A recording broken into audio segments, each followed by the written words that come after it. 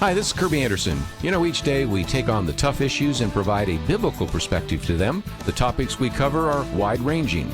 Apologetics, theology, prophecy, creation and evolution, intelligent design, marriage, family, child-rearing, the millennial generation, trends in society, politics, economics, business, religious liberty, the Constitution, public policy, foreign policy, military policy, tensions in the Middle East, abortion, homosexuality, pornography, sexual ethics, media, technology, history, and America's godly heritage. We talk about anything that affects your faith, your family, or your freedom. So don't go anywhere, because Point of View starts right now.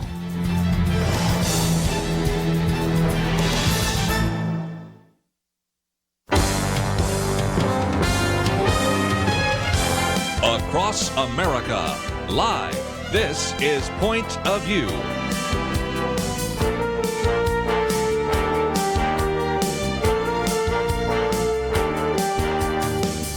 And now, Kerby Anderson. You know, this hour we're going to talk about fathers and daughters, and really the relationship that a daughter has with her dad may be one of the most important relationships she has. She perceives the world. She perceives how other men and other boys perceive her through her father. And so this is a topic that we have addressed from time to time here on Point of View. But I'm just thrilled about a new book coming out called Let's Talk, Conversation Starters for Dads and Daughters. And it is written by Dr. Michelle Watson-Canfield, who is a licensed professional counselor, speaker, author, also the founder of what is called the ABBA Project, which is a 9-month educational process group, which we'll talk about in just a minute. Also the host on radio and podcast of The Dad Whisperer, co-chair of the Father-Daughter Initiative as part of the National Center for Fathering. Perhaps you've heard her radio program, perhaps you've heard her on Focus on the Family, but we are just thrilled that we can have her today to spend some time talking about this new book and the things that she's learned as she's investigate this. So, Dr. Michelle Watson-Canfield, thank you for joining us today here on Point of View. Thanks, Kerby. I'm excited to be here. Well, I'm excited as well. You're an enthusiastic person, so I think it'll be a great interview. And, of course, it is just a book which is chock full of great, concrete suggestions. As a father of 2 daughters, I appreciated this. I would imagine others would as well. But maybe we need to start where you start in the beginning, and that is, you said your father really had a lot of things going against him. He came from, to use an overused phrase, a dysfunctional family. So in some respects, that gave you a chance to understand some of the struggles that any father, especially fathers that did not have a good father themselves, try to relate then to their daughters. Yes, my dad grew up on the south side of Chicago. 3 different dads in the history of their family story, 7 kids, all from these 3 different dads. His dad was an alcoholic, actually died homeless of gangrene.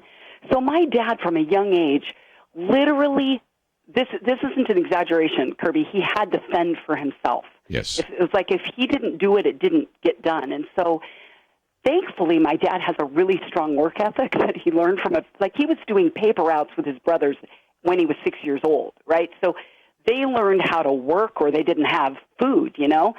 And so my dad grew up without a template at all of what it looks like to be a father. And then he went into the Army. He met my mom. She was his boss. Yeah, she was told not to fraternize with the men, but I guess she didn't obey that rule. And, you know, I came along right as soon as they got married, and they didn't know Jesus at the time. That didn't happen until I was 5 years old. And then here's my dad, no template of how to be a dad, and yet he gets this, quote, call to ministry. So we moved to Portland when I'm 10 for him to be a pastor, and he began to be mentored by strong fathers, by really amazing men. And they started telling him, you need to be the leader in your home. You need to start family devotions. So he'd come home. We're getting up 15 minutes earlier. We're starting family devotions every morning before school. And he literally would do what other men told him to do. Right. And I think for dads listening that maybe like my dad and never had a role model of a healthy, godly, engaged father, is there's no better time than the present to just say, what is someone telling me would help? And I want to put that into practice and put that into action. So, Kerby, I'm all about equipping dads, not just in theory, but in action, so that they can be the hero they want to be and their daughter needs them to be. And again, whether you grew up in a home where you actually had a mentoring father, or whether you grew up in a situation like your father, or again, I've got a co-host whose father was like that, working from the very young age, you don't necessarily get this manual that shows up in your inbox or in your mailbox after you give birth. Your wife gives birth to a daughter or a son. And so in some respects, this is why you've put this book together. And in some respects, it's full of just lots of practical material, because you have a section on laying the groundwork, which we'll spend some time on, then action plans, all sorts of questions and activities and even games for connecting with your daughter's heart. And then the very last section, which I thought was very appropriate, flipping the script, questions for daughters to ask their dads. So lots of great material as well as very practical material. And as I understand, this is really kind of your second book, isn't it? Yes, yep. The first one is just titled, Dad, Here's What I Really Need From You, a guide for connecting with your daughter's heart, where I'm just helping dads decode their daughters by understanding how we girls think and what we need. And then in the back of that book, I ended up putting 8 dad-daughter questionnaires in there so that dads could be equipped to lead conversations with their daughters more specifically. And so over the past 10 years, in the groups that I lead in my counseling office in my home, I have my counseling office right here where I live, is these men have continued to say, what do we do when the group is done? Mm-hmm. Like, you gave us the questions for these 9 months, but now we're kind of on our own, and we don't really know how to keep it going. So it was based on hearing that felt need that I said, dads need something in their hands that build their confidence and build their competence. Those go together, don't they? To really be more equipped to lead conversations with their daughters. Because what I have found is that when a daughter's mouth opens, her heart opens. There we go. Like, that goes together. You know what it's like when your daughters or your wife are like, they're not talking. You're like, oh, this is not good. This isn't a good atmosphere in the home, because when she stops talking, her heart's shut down. She's got the wall up. But if dads could understand that when they get their daughters talking, whether she's an introvert or an extrovert, if he can get her talking, her heart will open. And when a daughter's heart is open, a dad's heart is open. So the key is to start with talking. And so that's why I wrote this book, 60 scripts for dads to have in their hands on all kinds of topics, like you said, even activities and games, to build the bridge to their daughter's heart. And again, one part of that you just shared comes from Men Are From Mars, Women From Venus. It's kind of a Venusian secret that when she starts speaking, she's opening her heart. And the flip side of that as well, when you say to your daughter, I'm really trying to figure out what present to get for Mom, what advice would you give? That shows that you believe that she's creative. Or when you ask, or maybe have a conversation like we do so often here at Point of View about what's happening in politics, that you're communicating in a sense to her that you think she's intelligent. So in some respects, it goes both ways. Your questions to them, you asking for advice from them, affirms them in very significant ways. But most importantly, when they talk, they open up their heart. So let's take a break, and we're going to get into some of these aspects, because in that first section there, you talk about why listening to your daughter matters. And I think you were getting your teeth done at one point when somebody opened up about how the father never listens, and what you can gain by engaging your daughter's heart, and maybe how to use some of those scripts. And then we'll have some fun with some of those questions that are in the book. And if you find yourself saying, I want to get a copy of the book, we, of course, have a link. It is coming out in August, and it is a book that you are most likely going to want to have access to. And we have information about that, so you can get it either in paperback or Kindle. And for you dads out there, or even for you wives that have husbands that have daughters, might want to get a copy of that book. And so we're going to take a break and spend some time looking at how important this is, what we have learned about the importance of fathers. Sadly, sometimes in a world that thinks fathers are unnecessary. Talk about that with our conversation on this book right after these important messages.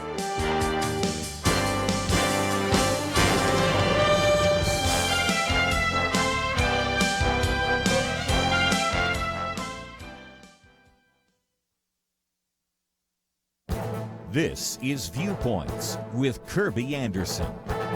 You know, it should be obvious to just about anyone with a bit of common sense that the cancel culture has gone off the deep end. I've talked about J.K. Rowling, writer of the Harry Potter series, who has been attacked for saying things that are biologically true but contrary to the latest politically correct transgender ideology.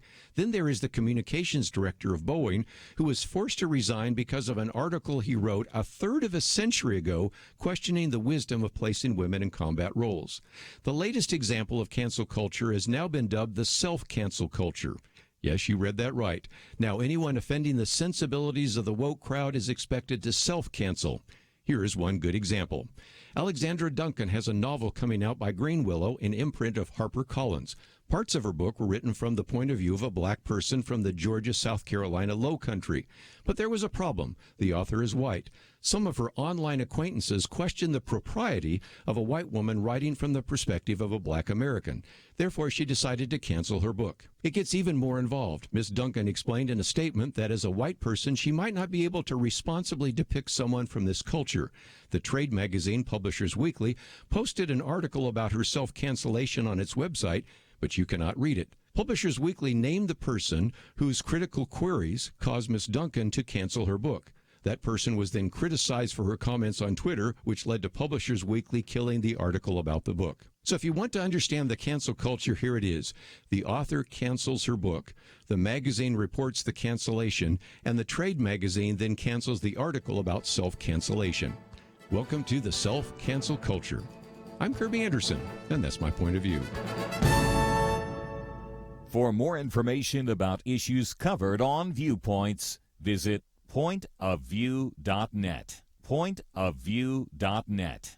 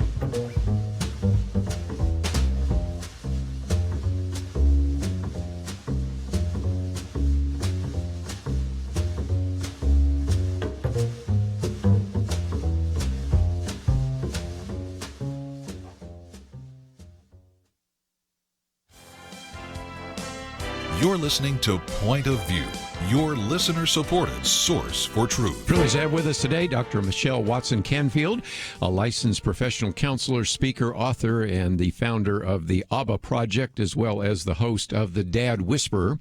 And Michelle, let's, if we can, for just a minute, talk about what fathers who have actually gone through the program say that they have gained by engaging their daughter's heart, because you've got quite a list of various comments that individuals have made, and I think, if nothing else, it makes the case for why this book is so important. You know, what I love about men is they always tell me, Michelle, just get to the point already. Like, make it short, right? Make it easy. So I'm going to speak in Martian, as you were just saying, right? The men are from Mars, women are from Venus. Yes. Piece, about just say it quick, to the point, right, succinct. So I think there's probably no better way than to tell other men listening what other dads have said to me in one word of what it has meant to them to have scripts put in front of them and invite me, what I say, into their tribe of men to teach them and to coach them on how to connect with their daughters. Since I'm a woman, I'm a girl, I've lived through those stages. At 60 years old, I've kind of been through all of them now. And they say to me that learning these tools, having more tools for their fathering toolbox, teach them things like being more intentional. They'll say, that's what this has given me. I'm more intentional. I'm more proactive now. They've used that word. They've said, I'm more invitational. I laughed at one of them said, this is his one-word summary of the ABBA Project was perspirational, which made all the dads laugh. Because really, it's a lot of hard Good work, line. right? Yes. To engage a daughter's heart. So again, those are just a good illustration of that. And back to the point I made just a minute ago, I know you were on with Focus on the Family, and one of the things that you said with two individuals that I've worked with for many years as well, is that when you ask your daughter, what present should I get from mom, or you engage them in a conversation, you really are saying, I value you. And at the same time, it is hard for some of us that aren't necessarily always in the talk business, which I am, but some are not, to take a long time to listen to the long, wordy conversations. But when you do, it is a way of actually complimenting your daughter, isn't it? Absolutely. And complimenting her goes all the way into the depths of who she is, because when she watches Dad over there glued to a television screen for 2 hours for a game, right? Or he can lock himself in his office to do work for hours, and yet he zones out after about 5 minutes of listening to her, that gets internalized for her, saying, why don't I have more value? And I'm telling you, that sets her up to go looking for love, right, in all the wrong places, because that guy will say, oh, I'll listen as long as it takes. But he has an agenda, right? He has something he wants from her, and the more a dad can give to her, and listening is one of the best gifts a dad can give, because he's saying, you matter, you're worth my time, you're worth my focus, you're worth my presence. And I say to dads, you don't have to do it perfect, you just got to be present. And so that's what listening gives to a daughter. And again, this is one thing where we talk about the value of mothers and daughters, but there are some values for fathers and daughters. If mom says that outfit that you're wearing going out the door is not one you're going to wear, we get into DEFCON 3 or 4 pretty quick. Exactly. But if dad says, I've been a guy, and if I saw you showing up here, you're sending the wrong signal, she goes, okay, I'll go change. So there's a sense in which she perceives how other men see her through her father. True? Absolutely. And I just want to give a practical action step for men that might be listening right now that said, oh my goodness, just this morning I had that fight with my daughter as she was going out the door. No daughter of mine, right? It's going to go out like that. Is Dad, teach your daughter how to think, not just what to think. Sure. So if you just say, don't wear that, I guarantee you she may hide some stuff in her purse and then change when she leaves your house. But what if you were to say to her, honey, I want you to go out today because you don't want to change your outfit at this late game because you've been planning that, and she'll feel affirmed, right, while you value that this was my style. But what if you were to say, at the end of the day, I want us to sit down and I want to talk with you, not at you, with you, about what you noticed today in the way that guys treated you when you were dressed that way, or women. Like, let's have a conversation about it later today. And I've got questions about that in my book. Yes, you do. So, Dad, I have all kinds of topics, and one of them is about her clothing choices so that you can process it with her, again, without just talking at her. So many good questions. But since you mentioned that, there's another section that you have here on how to invite your daughter to participate in the process. And you point out that even in some of these questions, how to maybe get a daughter involved who you're estranged with. But even if indeed there is the desire on the part of a daughter to have dad talk to her and to listen to her, when you come with this book in your hand, they're going to go, oh boy, what's the agenda here? So how can we approach this in a way that actually opens up the possibility for conversation?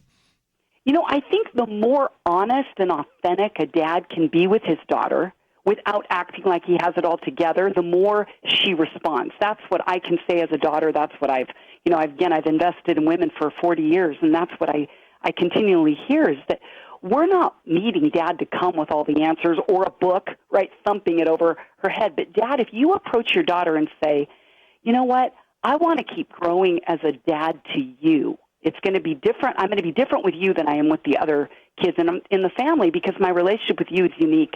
And here's this book that I just got. And what I say to dads is, like you said earlier, Kerby, when they're born, you don't get a playbook, right? They don't come with a playbook.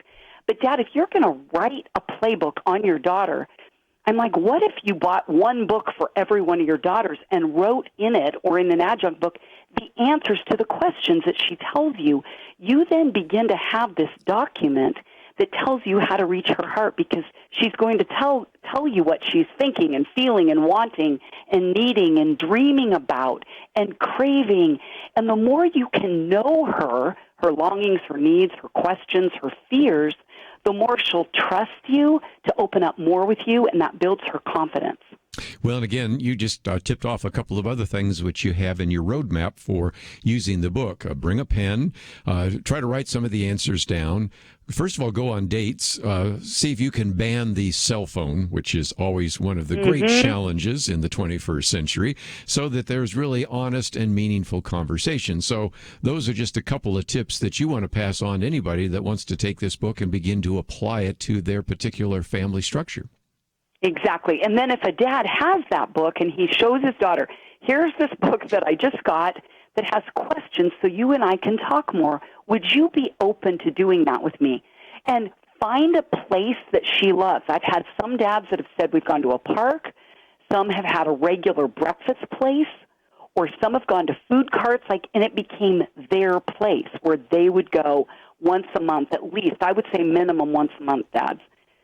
Set a regular time with your daughter. It might be one Saturday morning a month or whatever. But then your daughter might hit that time of life where she's overloaded with school or commitments, where she doesn't have time. Then find a way to say, hey, can I go get you a Starbucks or a Jamba? Let's meet in my office or on the floor of your bedroom or out on the front porch. Meet her where she's at. And I guarantee then if you have a script in front of you, she'll see, oh, my goodness, my dad's wanting to be a better dad for me. And usually, I realize it's not foolproof, she'll come your way when she sees that you're trying your best to connect with her. Well, we're going to take a break, and when we come back, we're going to talk about the action plans, first of all, questions and activities for connecting with your daughter's heart. And there's a whole section on lead her to laugh, lead her to love, lead her to look, lead her to lament, a topic we got into recently. And then when we get into the third section there, the lead her to listen. So again, you're going to find this to be a very helpful book, and it is coming out shortly. So you can certainly get information about this by going to our website, pointofview.net. Also, we have a link to drmichellewatson.com. And so you can see some of that information there as well. And you can even, as we'll talk about a little bit later, subscribe to receive a kind of a dialed-in dad PDF, and even the blog and a couple of other resources. And, of course, we have a link there. So if you want to order the book, it is available both in paperback and Kindle. It is published by our good friends at Bethany, and I would imagine you'll be able to find it in your local bookstore. But since it's just coming out, we wanted to give you some advance warning to be looking for that, or even to give you a chance to order it as well. We're going to take a break, and when we come back, we're going to talk about some of those questions in the book. And if you think we're going to cover all of them, no, there's no possible way. But we're going to do our best to try to break them down into some of the things related to laughing and loving and looking and lamenting, and then even listening. So again, I think you're going to benefit from this book. Let's Talk Conversation Starters for Dads and Their Daughters, and Dr. Michelle Watson-Canfield with us. And we will take a break and continue our conversation with her, and then perhaps even with you, right after these important messages.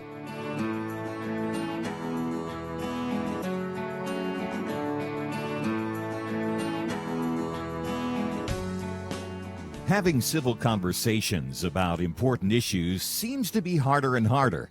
Various media outlets tell people what they should believe, why they should be outraged, and getting people to actually think, well, it can be difficult. Whether it's the gospel, tax issues, social policy, or just about anything else, you need to have solid information and clear thinking to address the hard issues. You need God's truth applied. And that's what you get in less than 2 minutes with Point of View's Viewpoints Commentary, a daily resource to help you be informed and think through the things we need to be talking about. It is free and will arrive in your inbox each day when you visit pointofview.net/signup. Sometimes we know we should say something, but we're silent because we're not quite sure what to say.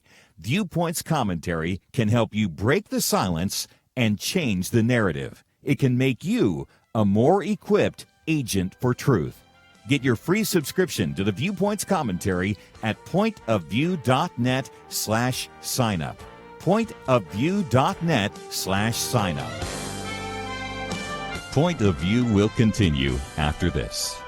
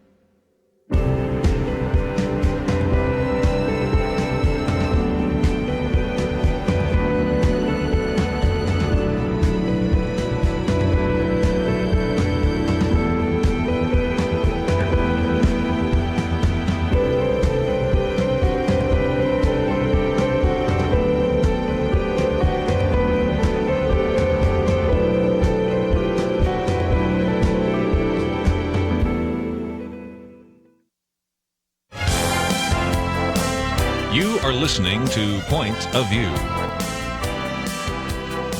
The opinions expressed on Point of View do not necessarily reflect the views of the management or staff of this station. And now, here again is Kerby Anderson. Continue conversation today with Dr. Michelle Watson-Canfield, and the book is entitled Let's Talk, Conversation Starters for Dads and Daughters, Bethany House Publishers. You should be able to find it in your local bookstore, but Michelle, let's for just a minute talk about the fact that we also have a link to drmichellewatson.com, and you have information about the radio program and podcast, the Dad Whisperer, the ABBA Project. You have all sorts of free resources, of course, information about your new book. book. And if individuals want to get more than the book, there is a way where they can connect up with you, and there's some great resources that are available to our listeners, and they don't have to remember how to spell everything because we have that on our website, pointofview.net. But talk about what they will find when they land on your website. Right. So I do have a link to all of the past 4 years of radio program podcasts that I've done on the Dad Whisperer, listed by title. So like if a dad is saying, I'm estranged from my daughter, which I would say are about 70% of the emails I get from dads around the country are about that one topic. And oftentimes they're brokenhearted and they're weeping as they write these emails to me, they'll tell me. And so there's those kinds of topics. Then there's things about connecting with your teenage daughter or younger daughter, or, there's things about a single daughter, which I've known well. I just got married a month ago for the first time at the age of 60. So I really understand single daughters and have a heart for that issue. And how can a dad connect with a daughter who's married or single or young or teenage, all kinds of topics. So I've got that there, and there are a lot of downloadable PDFs as free resources. Dads can sign up for my every other week Dad Daughter Friday blog, because really my heart, Kerby, is just to equip dads to build, as you heard me say earlier, their confidence and their competence. So they need more information and more resources that are about action steps, not just theory. So that's what I'm all about, just whispering behind them. I've had people say, Michelle, we as men do not like women shouting at us. I don't know how you do it, but you whisper. And I go, good, because my natural personality wouldn't be to whisper. But I want you to get all the credit. So I'm just saying, maybe if you ask the question this way, she'll take it differently. Try it. And then if it bombs, just blame me and I'm your fall guy. And men say, okay, I'm good with that. That is so good. But again, decades of experience in coaching fathers, counseling young women. And let's see if we can get into the questions. And I'm glad you started lighthearted, because by the time we're done here, we're going to talk about some pretty heavy topics, many of which we talk about here on Point of View. But lead her to laugh. Here's a lot of lighthearted questions about the past, the present, the future, about firsts and things of that nature. But those are good conversation starters. If you jump right in and talk about sexting or bullying or body image, oh boy, the daughter's going to go the other direction. But if you do a kind of a fun chat about what were your dreams, what are your hopes, what are some firsts, what are some things you wish would happen, that's a good way to get started, isn't it? Absolutely. Because even, Dad, you could ask your daughter, what item of my clothing would you love to see me get rid of? Yes. Like, let her make fun of you, because neuroscientists confirm that when we laugh together with someone, that increases social bonding. So if you want to bond with your daughter and it feels like there's a lot of distance, if you can get her laughing, it will go a long way. Because I think about how often my dad has said to me, Michelle, you just need to lighten up. Yeah. And I'm the oldest of 4 girls, and I'm an intense bumpkin. I run hard, I run fast. Well, when my dad tells me to lighten up, all I do is react to that negatively. Like, that doesn't help me lighten up. To just tell me to lighten up. But when my dad uses funny voices and he sings songs that he used to sing to me about Uncle Ned when I was a little kid, it gets me laughing and helps me to lighten up. So I'm like, Dad, if you can get your daughter laughing, ask her, what about me makes you laugh? Even you could ask her that. But even just, this one won't make her laugh necessarily, but it's a happy topic. Ask her about her wedding day. Say, do you ever think about it? What do you imagine? What colors? What place? What would your dress look like? Like, the more you can get her talking about happy, lighthearted things, it helps to strengthen that bond between you. Yes. Then you've got some other ideas, almost like games, the best photo, phone photo day of the game, and those kinds of things. So just a lot of things, of course, questions about movies and television and a variety of others. And so, again, that whole section on Lead Her to Laugh, lots of great questions there. But I thought we'd move on to the second section, and that is Lead Her to Love. Now, these are questions a little more descriptive, if you will. We talk about love languages here on this program. That's certainly one that we've talked about in the past, or personality profiles or body image or clothing. Some of that can get a little bit more intense, but it again helps understand what's in her heart, doesn't it? Mm-hmm, absolutely.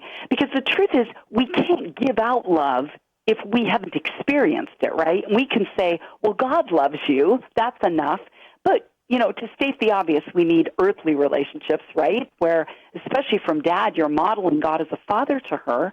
So the more you can enjoy her, love the things she loves, and help her process in areas where she's struggling, the more she will give out love to impact the world more positively. So you could even ask her under Lead Her to Love, like, what do you see as your 3 greatest strengths and gifts right now? What are 3? And then, Dad, that's a perfect time for you to affirm her and say, here's 3 things I love about you. I guarantee she will replay and replay and replay what you tell her. And oftentimes I can use that talking about a positive to drive her away or maybe protect her from going in a direction that is not going to be fruitful by saying, you are really good at talking to people. You're really good as a writer. You're really creative there.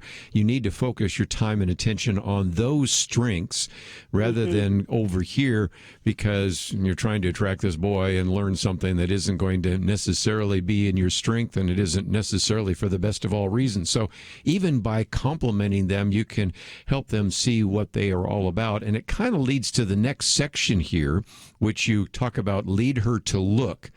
And that is so that she can kind of find her voice and kind of figure out who she is, because in some respects, the cacophony of voices that come right now against both boys and girls, but especially against girls in terms of body image, about your place in the world, I think these young girls are probably more confused than they've ever been because of all the different kinds of voices that come not just from the culture, but from the church, from parents and everybody else, and they really have trouble even figuring out who they are.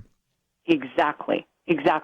And so when a daughter doesn't know who she is, or we can say who she is, like as God's daughter, but when she doesn't know who she is, you're right, every voice, every pull away to try to figure that out from the truth of who she is, every voice is going to be louder than her own even.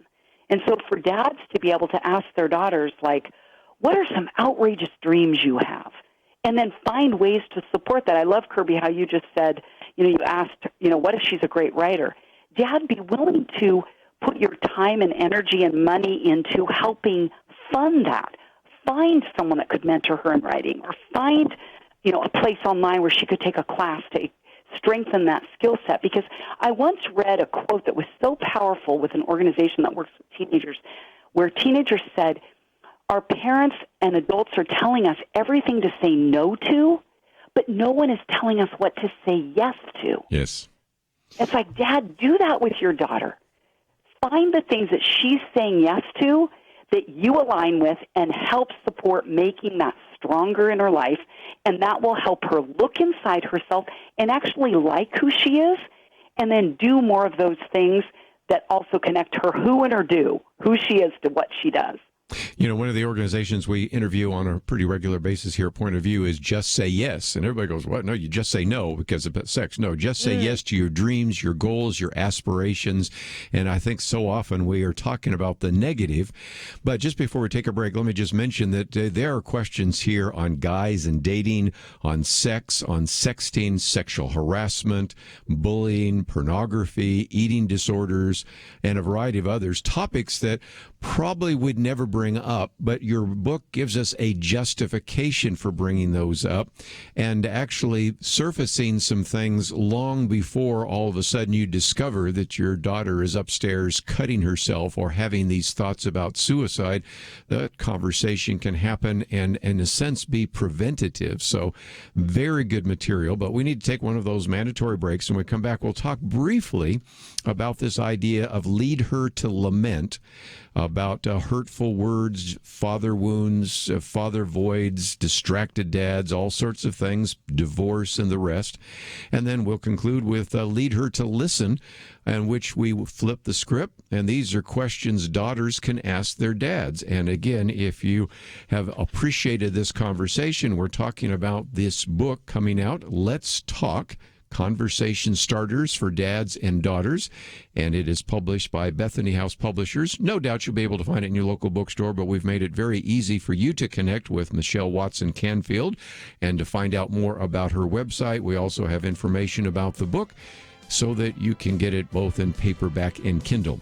We'll come back with a few more of those questions right after this.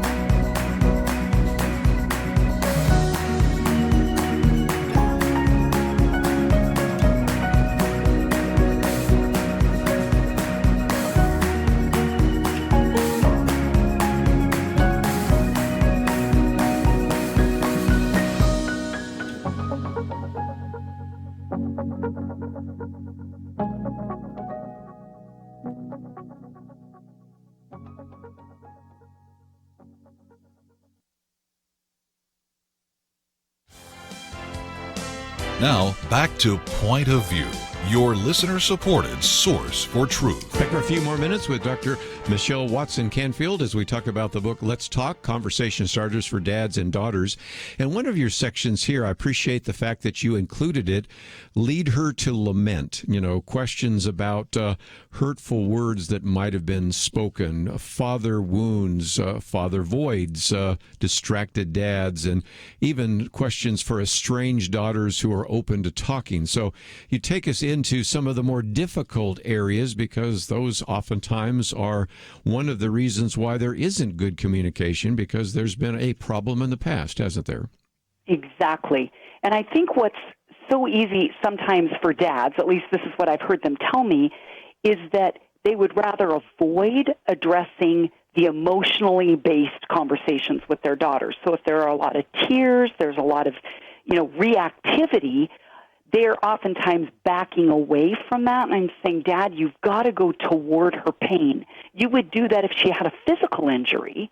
You wouldn't walk away going, my daughter just broke her leg. Oh, well, you would attend to her, because whenever we have an injury physically, to state the obvious, it limits us in every way, right? Every part of our life. Same with internal injuries. And so, Dad, some of those may have come from you. Some of them may not have.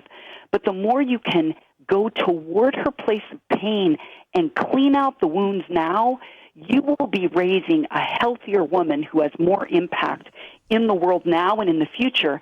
And dads that have been in the ABBA Project, I've asked them this question for the past few years where I say, how many of you are married to a woman or were married to a woman who you would say either has a father void or a father wound? Yes.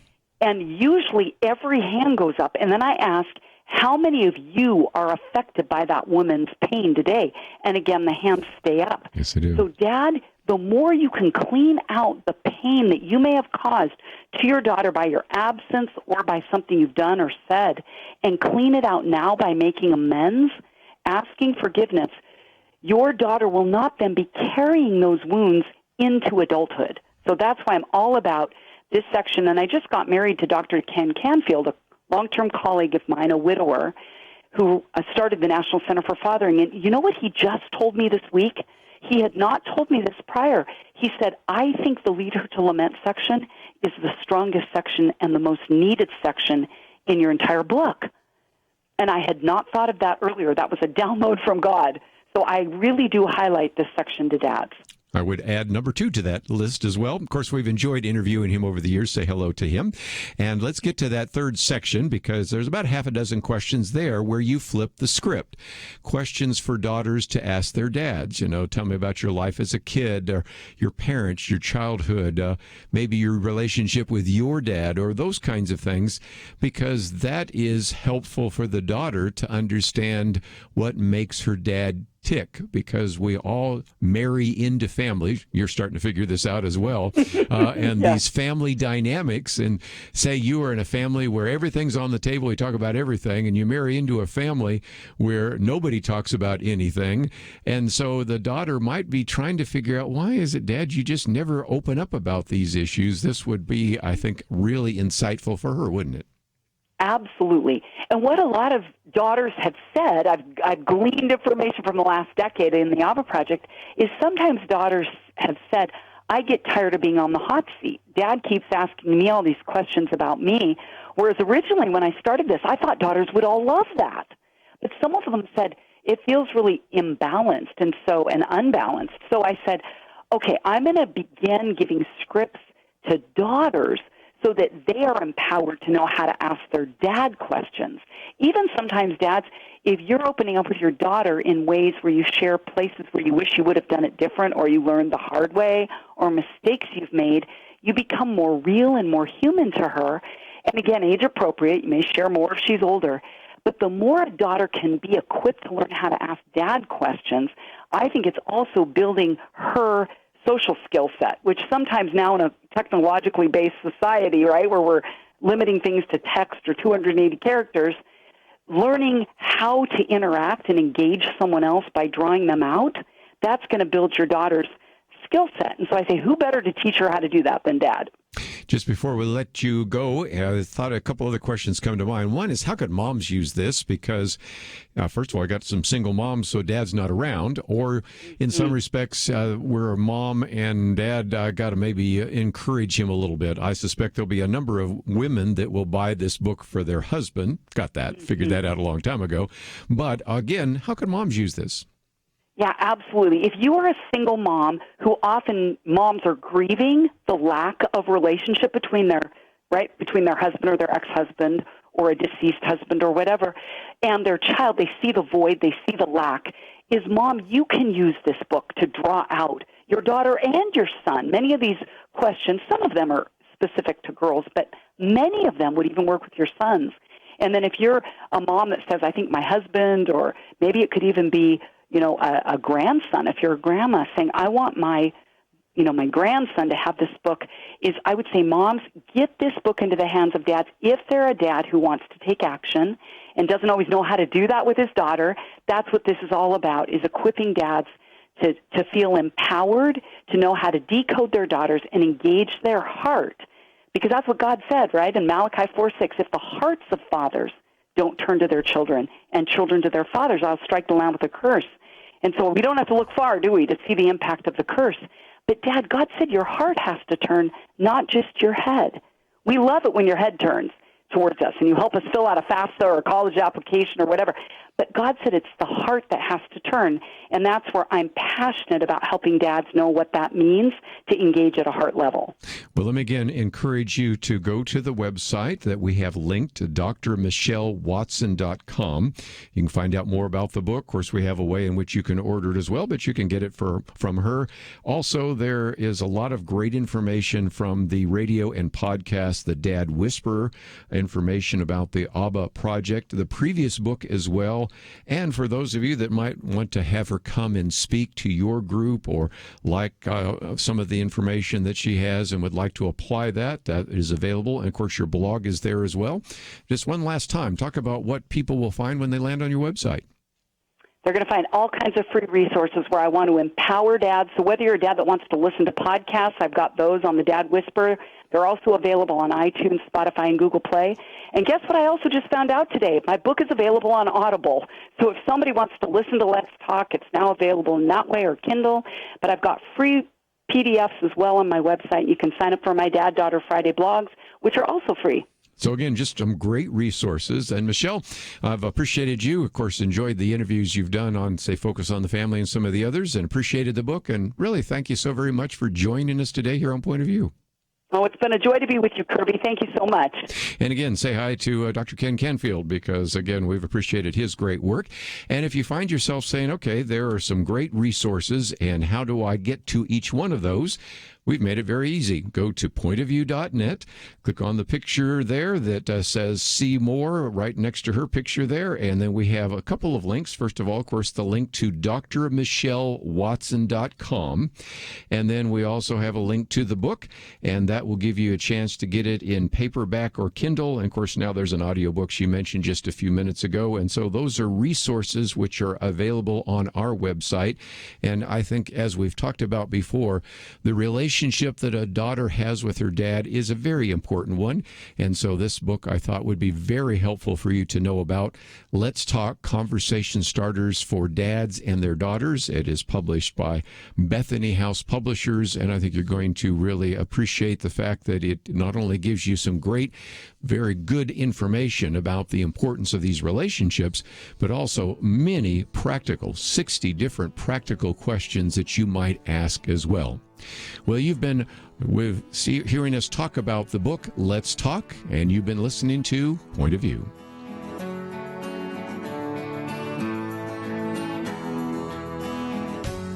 "2020. It's been a pretty eventful year. We've experienced international tensions over the coronavirus and lockdowns, economic uncertainties, cities overrun by protests, rioting, and looters, and coming soon, a presidential election. Question: where will you get real news, credible opinion, clear biblical thinking on the things that matter most? Answer: Point of View Radio with Kerby Anderson and the team. You can make sure their voices continue speaking loud and clear by taking a moment right now and joining the Truth Team. It is easy, but you do have to visit our website or make a quick call. Go to pointofview.net/team or call 800-347-5151. You have the power to make a difference. Joining the Truth Team can help ensure that millions of people will get a different opinion from the major purveyors of fake news. We don't get big advertising dollars like the networks or tax money like PBS. We depend on you. Pointofview.net/team and 800-347-5151. Point of View will continue after this.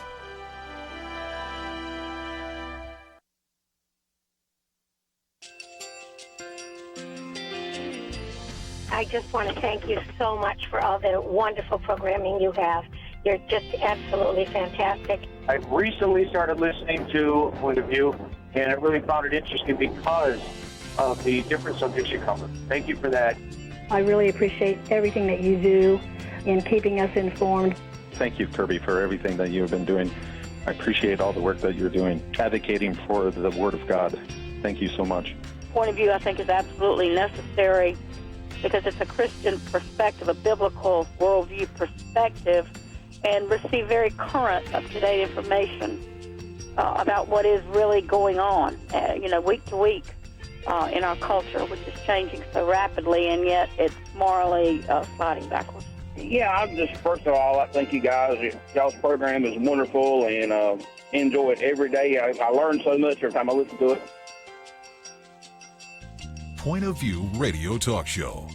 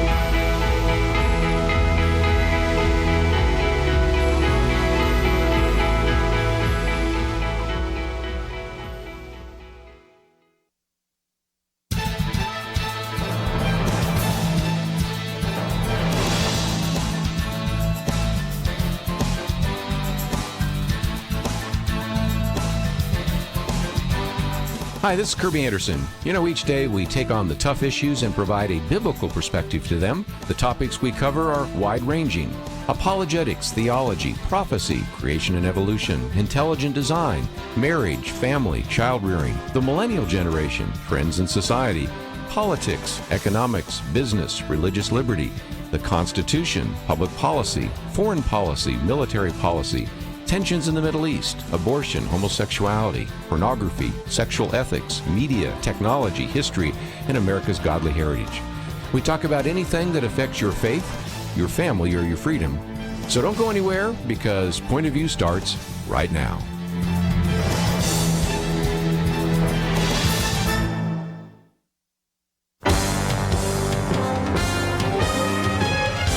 Across America, live. This is Point of View.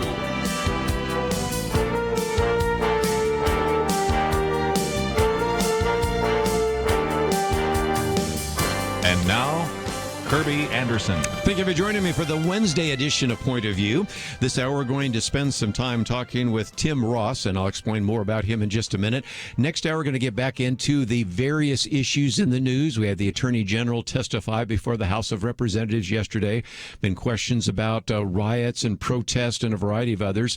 A number of other questions about the political issues and even what's happening to the American presidency. So as you look down the website here, you will see that we will get into some of those articles next hour, and I would encourage you to read ahead and we'll talk about that.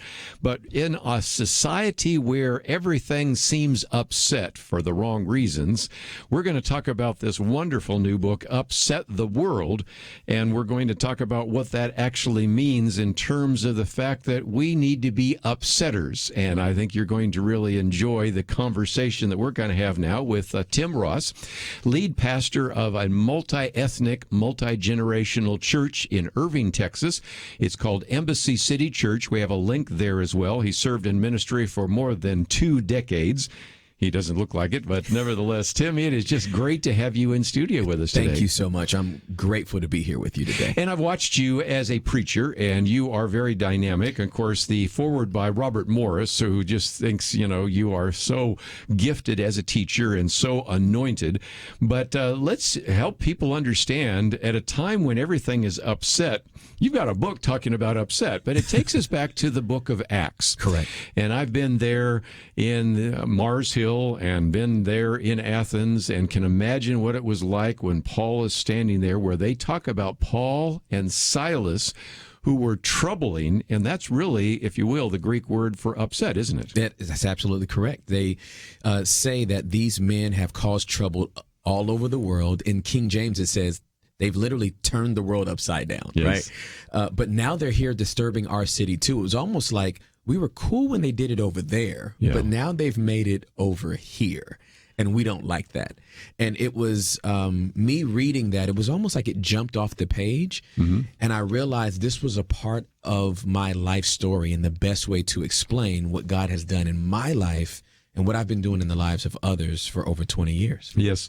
Well, and again, when you think about this, it talks about the whole world. And I love what you say. I'm a literalist, so when it says whole world, I think it's whole world. That's right. That's kind of my view as well. Yeah. And so in some respects, the reputation of Paul and Silas preceded them. That's right. And of course, I know enough about how it takes time to publish a book that you were writing this before we had the pandemic, before we've had these protests, these riots, and other things. But in some respects, I could not help, Tim, think that this book is more appropriate now than it even was when you were writing it. This is absolutely correct. This came first as a message in 2017. Right. So we had no idea that we were on a trajectory where COVID would hit and shut everything down and put people in quarantine, where focus could really be on racism and injustice and all these other things that are going on. As a result, we realized that a lot of people are angry, frustrated, full of wrath, but we're talking about turning people's lives upside down. The literal word for upset is to turn over. And we want to see people's lives turned over to Jesus. And you've been doing a series right now in the book of Ephesians, because you can see that I pay attention to you. Yes, sir. And on issues of race, racial reconciliation, division, and those kinds of things. Yes. So in some respects, this isn't adjunct to it. It's really, if you will, almost a foundational issue to these ideas, isn't it? This is exactly right. When you think about what Jesus did on the cross in taking in his own broken body, Jews and Gentiles, those that God had covenant with, and everybody else, and bringing them into his own body to produce a new group of people called the church. It was to be for all nations. It was to be for all ethnicities. And we live in a time right now in this country where we are to put that on display as the church. The church has got to be the ones that America takes notes from. It can't be the other way around. Yeah. American culture doesn't influence what we do in the kingdom. It's quite the opposite.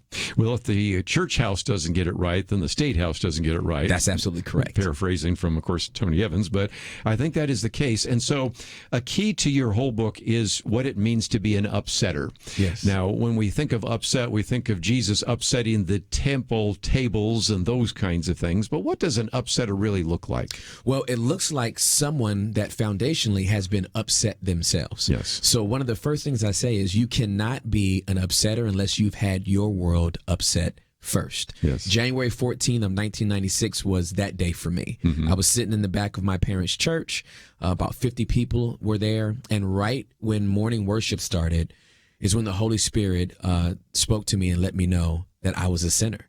And there was no condemnation in the statement. It was a statement of fact. Mm-hmm. You are disconnected from God. And when I heard it was the first time that I realized it. And it was the most upsetting thing to this day, 24 years later. It's the most upsetting thing that's ever happened to me in my entire life. Yes. So it's been more upsetting than the sexual molestation I experienced as an 8-year-old, more upsetting than the porn addiction I got involved in when I was 12 years old, more upsetting than low self-esteem, promiscuity, all the things that I was involved in as a youth. That moment that I gave my life to Christ, it became the most upsetting event in my life, and I've been upsetting others ever since.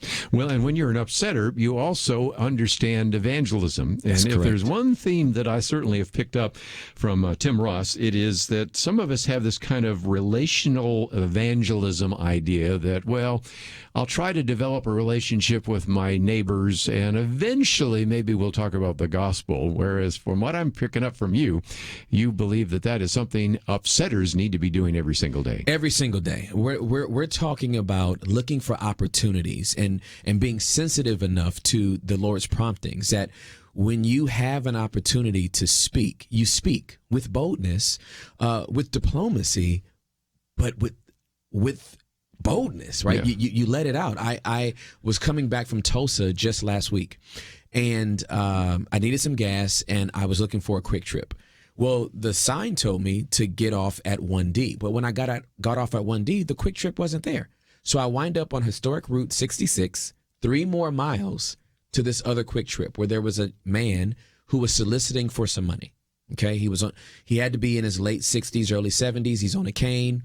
He's asking for some money. Some people are kind of bothered by him. And he comes up to me and asks me for some change. And the Holy Spirit gave me a very specific amount to give him. It was $100. And so I went in, I got the money from the ATM, and I gave him the $100. And the way he wept, he upset my world more than I upset his. But it was in the moment that he was receptive to what I was giving him that he actually said, "Would you say a prayer over me?" Yes. And Isn't the that prayer great? I was able to say over him literally upset his world. But I'm telling you, my life was more upset than his. When we live like this, there is this reciprocity over and over again. Lots of opportunities. Where we get the opportunities to do this. God-given opportunities. Let's come back and we're going to talk about what upsetters look like. They love people. They need the Holy Spirit. They aren't in control. A good illustration of that. They aren't religious. We're going to get into that whole issue. They do good. They love life. They disturb the peace. Of course, I think we understand that. So we'll get a little bit more into the book, Upset the World. Tim Ross with us. We'll be back right after this.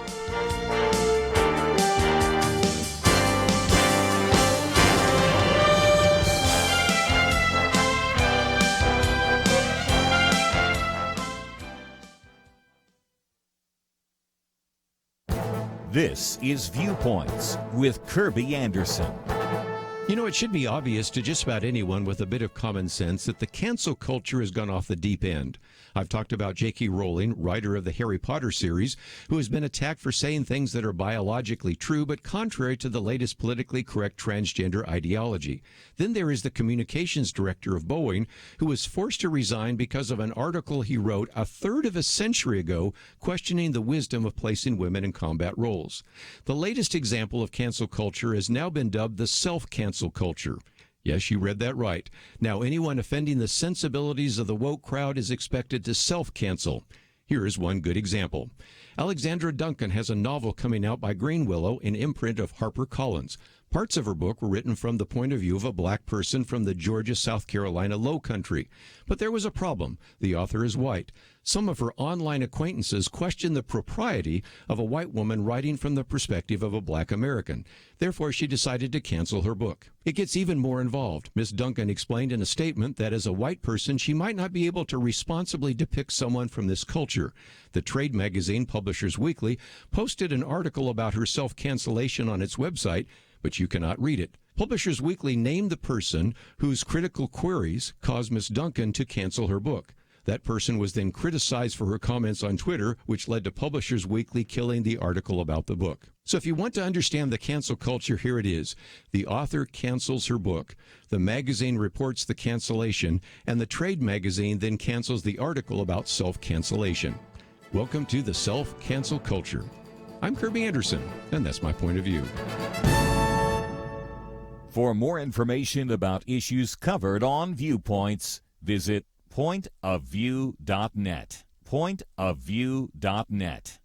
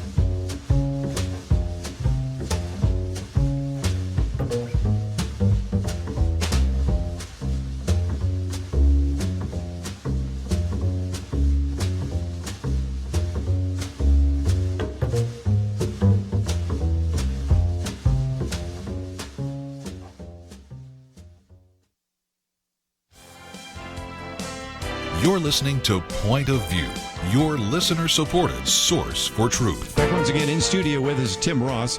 And just a minute ago, we had an epiphany because he's saying, I've heard that music.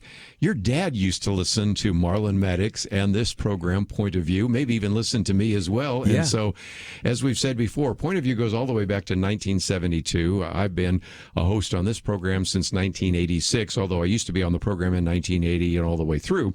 But this has had a longevity, and you were a kid listening to this program. I was a kid in my father's car driving around the city of Los Angeles, and when this music came on, I was just transported back to being a little kid in the backseat of my dad's car. Had no idea that I'm on the show that my dad used to listen to. It's quite exhilarating. Well, and I am thrilled that you're here. And of course, you've had a busy day already. I know you were on CBN and a number of others, but we are thrilled that you're here. By the way, it's a Gateway Press book, and you may be able to find it in your local bookstore, but we've made it really easy for you to find Tim Ross's website at Embassy City Church, and we have information about the book there as well. So I think you're going to really enjoy this. And if nothing else, I want more of our listeners out there to be upsetters.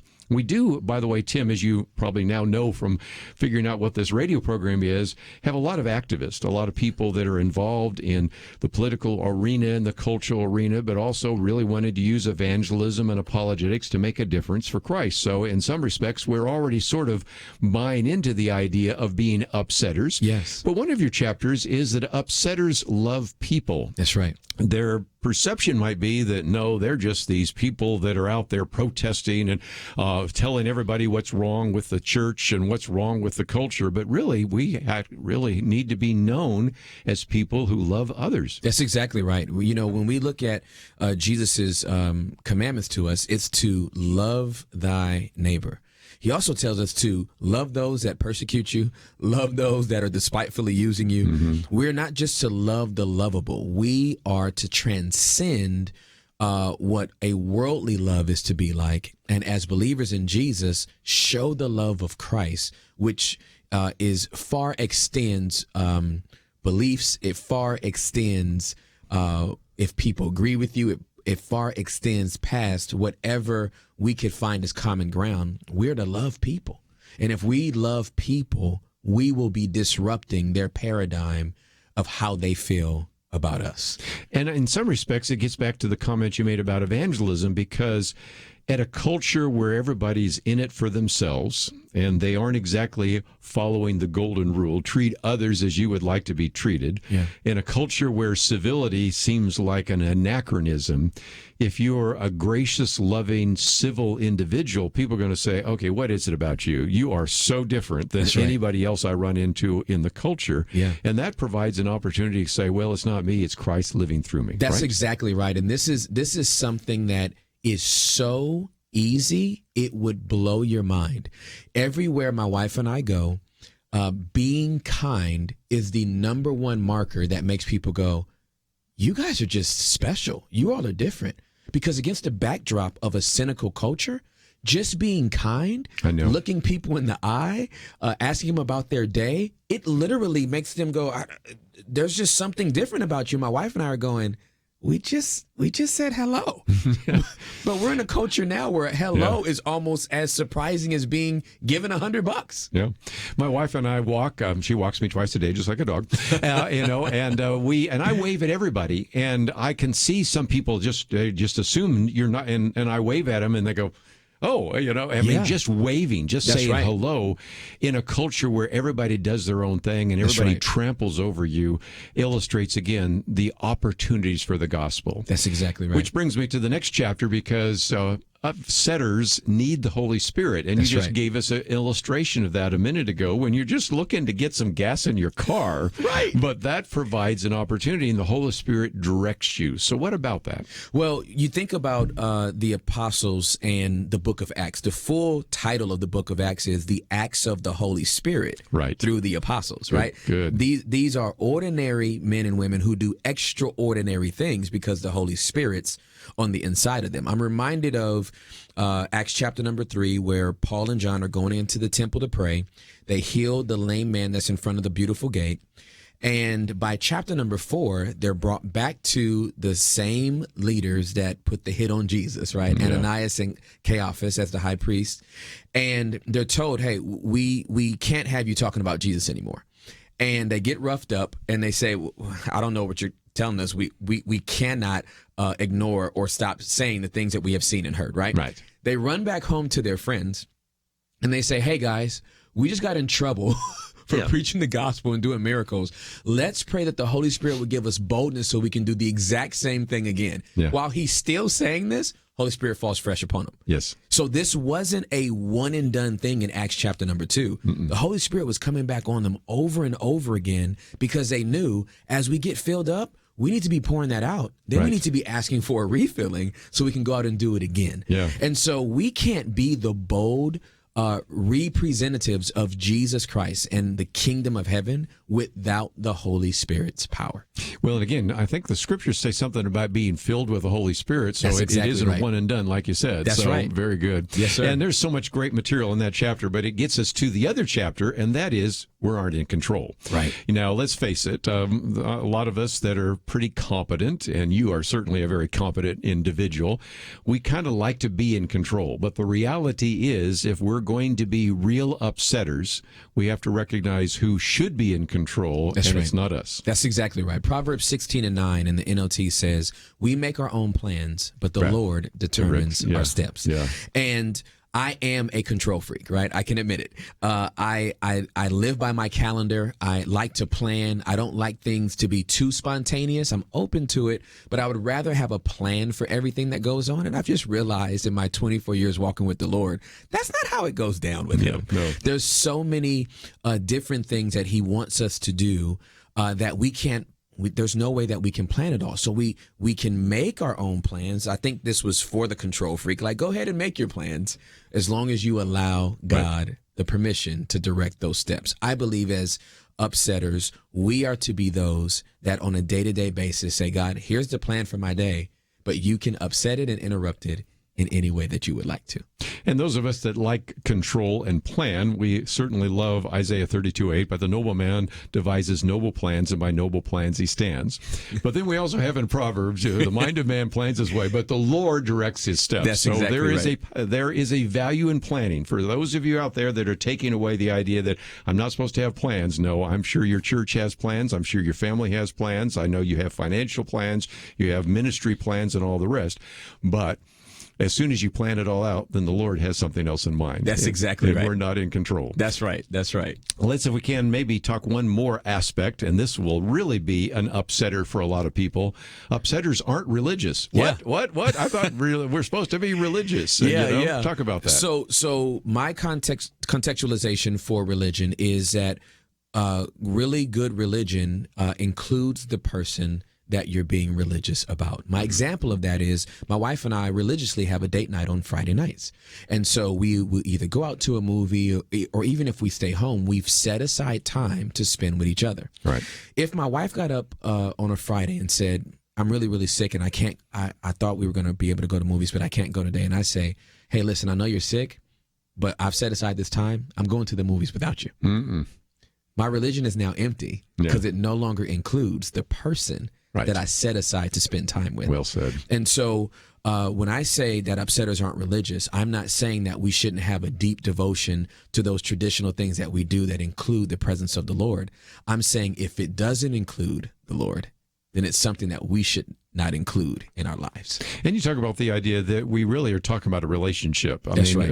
Unfortunately, there is a hollow religious view, and you're running into this, especially more in your generation, where they'll say, well, I'm not religious, but I'm spiritual. Yeah. Well, yeah. Which means really nothing, actually. That's right. It means I have no content, no do's or don'ts. I just sort of make it up as I go along. But nevertheless, sometimes there is a sense in which there is a religious aspect to Christianity, but it's the relationship that matters. The relationship is so important. And with that relationship, we have guidance in everything that we do. And so I'm encouraging everybody to fall back in love with Jesus, not your denomination, not your theological stance, but with the person that turned your life upside down.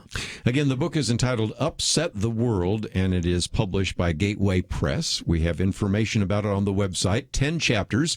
We've given you just a little bit of a thumbnail sketch of 5 of those, which is halfway through, so we got 5 more, right? Yes, right. You can see I've done a talk show a couple of times here, so figured out how to cover all of this, and we're just privileged to have Tim Ross in studio. And if you find yourself saying, I'd like to know a little bit more about him, this first time I've had a chance to meet him, we have a link to embassycity.com. There's a place where you can see any of his sermons. And, if we ever get out of this pandemic, you might even schedule him to come and speak at your church or your gathering as well. But we're going to take a break. We'll continue our conversation with Tim Ross right after this. Having civil conversations about important issues seems to be harder and harder.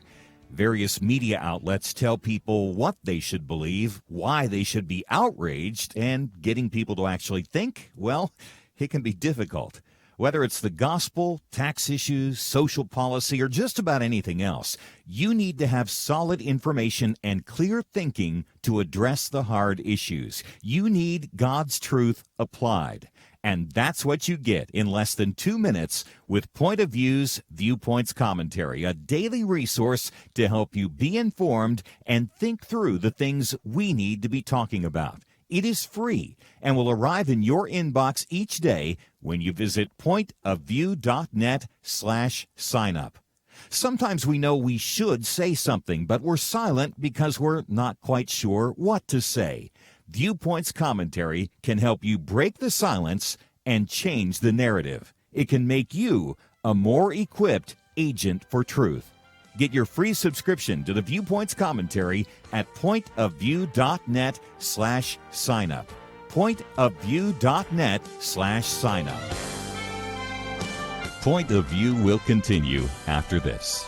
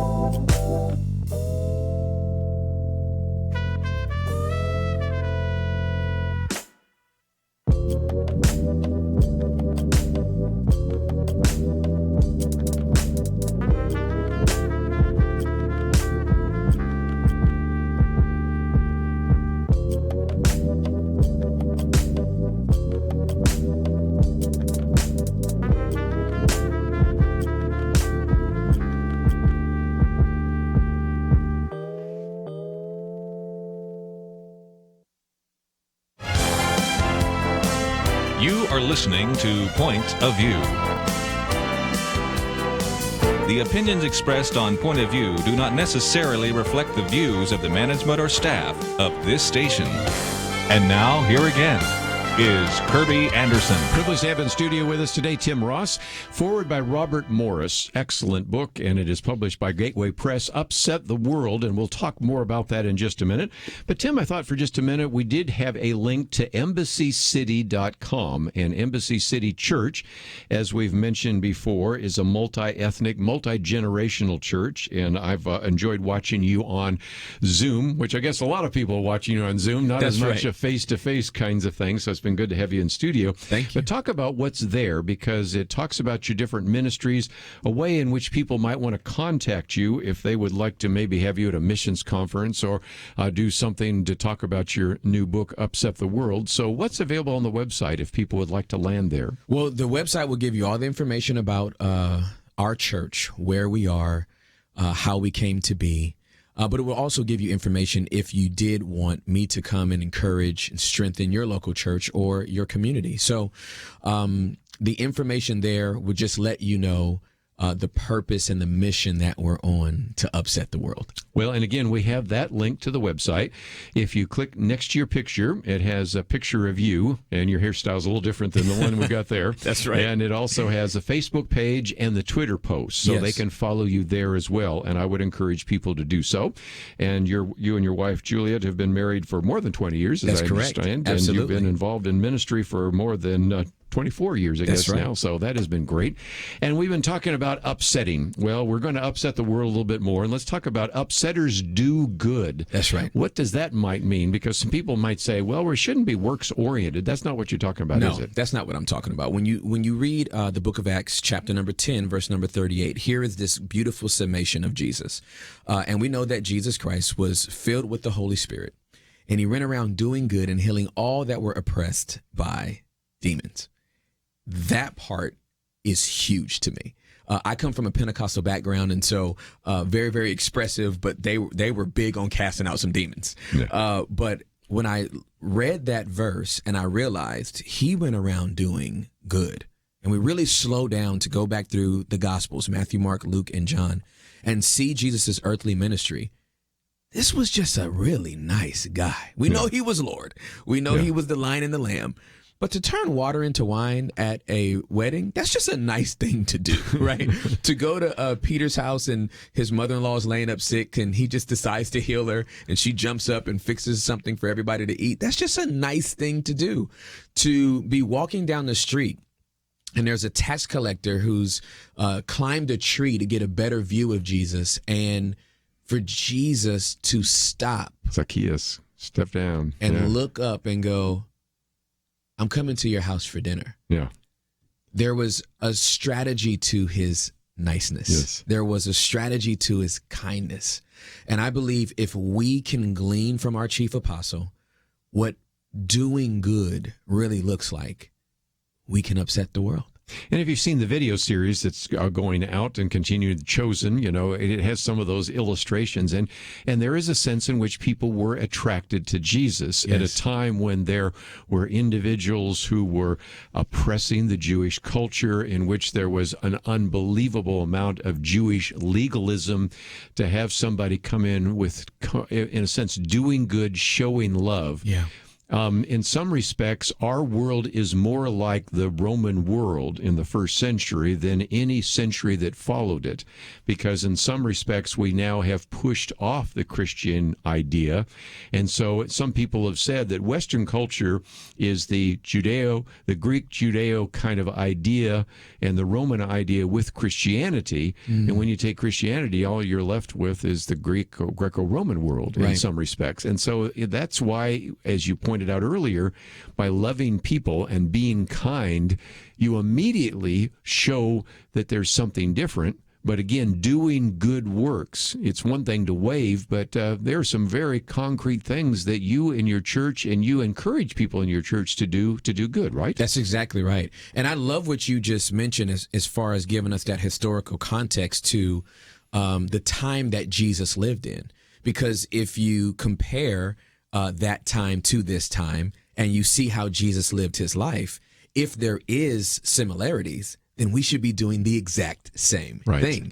And so against the backdrop of our current cultural climate, to step out as believers, showing that kindness, doing good in ways that is disruptive, can really turn people's lives upside down. Here's one recent thing that we've done as a church. Right before all the pandemic hit, February of this year, there was a breakfast spot that's 2 miles up from our church that we all love to eat at as the staff. So what we did was we decided to talk to the owners, and we said, hey, listen, we're going to choose a day, and we're going to pay for everyone's meal from the time you all open to the time you all close. They wept. Oh, I believe it. These were second generation Albanians who opened this restaurant, and they just began to weep at the thought of it. We didn't even do it yet. We just said, will you let us do it? And we're like, we don't even know how to act that you would want to do this. So we did do it. We chose Valentine's Day weekend on that Sunday, and we prepped the whole staff to take care of everybody. And at the end to just say, hey, listen, your meal's already been paid for. And it was just a little card that said, Happy Valentine's from Embassy City Church. And we wound up blessing, probably 300 to 400 people that weekend. But the people that were blessed the most was the waitstaff. I can't even imagine. They said over and over again, they just kept saying, you don't know what impact it is on us to serve people and then tell them this was free. Yes. And so by doing that, more people's hearts were open to the gospel. So good. Doing good has a benefit that we can't even contextualize. I'm thinking about Peter now, who allows youth to use his boat, and he's fished all night. And then they push out during the daytime in the deep, which is the reverse of the fisherman's policy at that time, right? Yeah. They're in the nighttime in the shallow because the fish can't see the nets. Now they're in the deep in the daytime with the nets out, and they catch more fish than they ever caught in their life. And Peter's response is, I don't deserve this. I'm a sinner. Yeah. The response to doing good or good being done to this individual was an awareness of my disconnect from the relationship I really need to have with God. So I think this leads us into the verse that says, with loving kindness have I drawn thee. And if we can be the kind agents from the kingdom of God that show God's love, it can draw people and upset people's world. Well said. We can talk about some others. Upsetters love life. The perception that the world has is that you are full of legalism and rules and those kinds of things. And all of a sudden, if I see a Christian that has a smile on his or her face and loves life and is exuberant, I want whatever you've got. Yeah. What drug you taking right now is kind exactly of the right. idea that they have. But again, that's just a great evangelistic opportunity as well, isn't it? It really is. I mean, you think about something that Paul said, right? I've learned to be full or hungry. I've learned to have everything or nothing. I can do all things. Yeah. I can be in any situation, and I can do all things through Christ that strengthens me. And so upsetters, having that context, begin to love their life, not because everything's perfect, but because they have a perfect person living with them in whatever world they find themselves in. That's so good. Just a couple more I wanted to get into. Disturb the peace. Upsetters disturb the peace, but it's Piece. So talk about absolutely. that. Yeah. So when I talk about disturbing the peace, what I'm challenging people to do is to look for the piece of the person's life that might be out of alignment with the will of God, with the ways of God, in the same way that Jesus did with the woman at the well. He started a conversation with her that had nothing to do with what he ultimately wanted to talk to her about. Right. But he disturbed the piece of her that was out of alignment. Hey, you've had 5 marriages, and the guy you're with now you're not even married to. And she goes, how do you know this? How do you know? How did we even get here? Yeah. We were talking about water. Yeah. Now you're talking about me. And he disturbed the piece of her that was out of alignment. The 6 men that she had never satisfied her. The 7th man did. Yes. And she ran back and said, come see a man who's told me all about myself. If we can disturb the peace of people that might be out of alignment with God, they may run back and say, you need to come see a man. Yeah. And this is where something. we need some discernment, because we walk in, and of course we need to be dependent on the Holy Spirit as well, because we'll say there's something wrong. I can sense that there's something there. And sometimes by asking a question or being sensitive to the Holy Spirit saying, this is a person that needs whatever it might be, whether you're investigating it by asking an open-ended question, right, or whether you're just relying on the Holy Spirit to direct you. There are just some great opportunities there. That's exactly right. We're going to take a break, and we'll talk about a couple more examples of upsetters. And if you find yourself saying, okay, I want to get a copy of the book, Upset the World, it is out, and it is published by Gateway Press, and we have information about it on the website. Of course, we also have information about Embassy City Church and Tim Ross, and all of that is available at our website, pointofview.net. We'll continue our conversation right after this.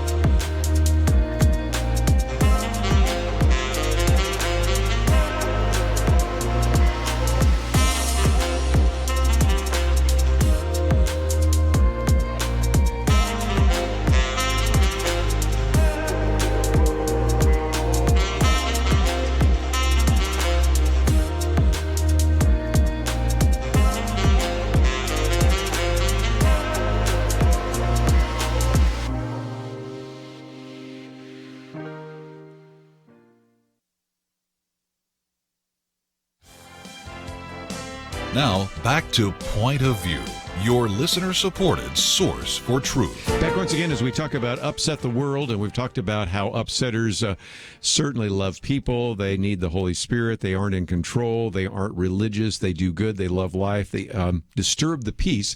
Thought we'd pick up a few more, and that is upsetters get used to upsetting people. That's right. Now, that is tough because in some respects, when you ask a penetrating question, when you challenge somebody, everybody sort of wants you just to be good and easy and gracious, and kind of they'll say, well, would you just kind of chill out? But in some respects, you got to get used to the fact that if you're going to ask some tough questions and you're going to speak the truth in love, yes, sometimes you're going to get some reactions. That's absolutely right. You know, when you talk about upsetting people, I think what a lot of people get discouraged by is people's reaction. And our assignment isn't about the reaction. Yeah. It's about the upsetting, Mm-hmm. right? And so if you get the book, and I hope you get the book, and read it, what you'll find out is some people like to be upset and others don't. Yeah. And it's just our assignment to upset. And so I have a great story that I was in California and I was at the grocery store and felt led to pay for the lady's groceries behind me. And usually when I do that, they all, the people, whoever I do it for, are appreciative. Well, this person took offense. I've seen that. I swiped the card and I paid for the groceries, and she said, "What are you doing?" And I said, "Well, I just felt like I wanted to bless you today." And she goes, "I didn't need a blessing." And I went, "Oh, wow." I said, "Okay, so are we about to argue about the fact that I paid for your groceries?" And then she goes, "Well, thank you." And she grabbed her stuff and I grabbed my stuff. And I remember walking outside and I looked up and I said, God, I didn't like that at all. I said, I'd rather be led to do that for some people that actually appreciate it. And I felt like God's response to me was, "Now you know how I feel." Yeah. Isn't that amazing? I've blessed people and they haven't. And they don't appreciate it. They don't appreciate it. Yeah. And so I went, touche. Yeah. All right. I understand that some people like being upset and others don't, but it is my assignment to keep upsetting. Yeah, and I love you have a section there where you say that some people love being upset. And That's some right. people take even the best options and the best blessings and simply want to throw it in the dirt. And that's understandable. And so we have to get beyond the, well, everybody's going to like me. That's right. We recognize that Jesus already warned us that isn't going to happen. That's exactly right. That's exactly right. That is certainly the case. Well, one more, just so we don't run out of time. Upsetters upset the world, and in one sense, you say upsetters sow seeds. And so that's the idea, because we oftentimes talk about evangelism as you present the good news, and then you leave the results to God. You can't necessarily get people to commit to a good relationship until they're ready, and you may be one that's sowing the seed and somebody else may be harvesting, and that's fine. Yeah. And so in some respects, I have run into people over the years that have been sowing lots of seed and say, I really feel like I've been a failure. And I said, no. I mean, the scriptures talk about the fact that some sow, some water, some harvest. That's right. And again, you might sow all those seeds and then all the harvest happens at Greg Glory's right, exactly. evangelistic outreach, or back in the old days, Billy Graham. And that's okay, because you're part of that process as well, right? That's exactly right. My wife cultivated a garden out of the very hard soil of Texas, right? Yes. And so I learned so much from her gardening, and the fact that there is seed time, there's irrigation, and there's harvest. And a lot of evangelists only care about the harvest, right? Yes. I just want to bring them in. Right. But if there isn't any seed time and there isn't any irrigation, there will not be a harvest. Yes. And so if indeed evangelism is one of the spiritual gifts that Christ gave the body, then you're right. There might be the Greg Lauries or the Billy Grahams or other great men and women of God who know how to bring in that harvest in a compelling way. But me being kind is sowing a seed. That's right. Me sharing my faith is watering. And maybe God uses me for the increase and to bring in the harvest. But ultimately, we know that every act that we do is chipping away at hard soil so that at some point, the heart is open to receive the compelling message of Jesus Christ. Before I was doing that, lots of times I was speaking on college campuses, and you want to talk about hard soil. I said sometimes if I could just warm somebody back up to zero, that was a spiritual gain. That's because right. some people have such a jaundiced, angry view about the gospel, about Christianity, about Christians in general. Yeah. I mean, sometimes when I'd be introduced, I could see people going, oh my goodness, they let one of those in here. How did that happen? Right. And so again, there are individuals. They're at the point of salvation. They're at the 5-yard line, ready to go into the end zone. Yeah. Others, it's the 5-yard gains that get you there. That's exactly right. I remember going deep sea fishing in the Caribbean, and it was my first time doing so. And we went out there and we were casting our lines, and the first guy that got a bite, he just reeled that fish up, and the boatman who was directing everybody said, and he was Jamaican, he said, no, man, you can't do it this way. He said, you gotta bring him up slower. And he said, you'll kill the fish before you bring it up because it's too deep. And the pressure change makes the fish explode. Yeah. And you want it alive when you bring it up. Yeah. There are some people that are so deep in sin that you have to bring them up slow. Right. Because if you bring them up too fast, they'll get the bends.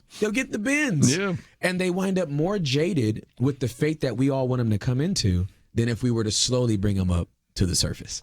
Just a few minutes left, and let's, if we can, talk about how people can use this book. Because, first of all, any pastor could preach this from the pulpit because they could even follow some of the messages you have. That's exactly right. But the way you put this together, I think this might just be good for a small group study. And so are there some resources that maybe they can connect up with you at your church? Absolutely. And we do have a study guide for this Bible. And for this book. Yeah. And so paired with the study guide, I'm a nerd.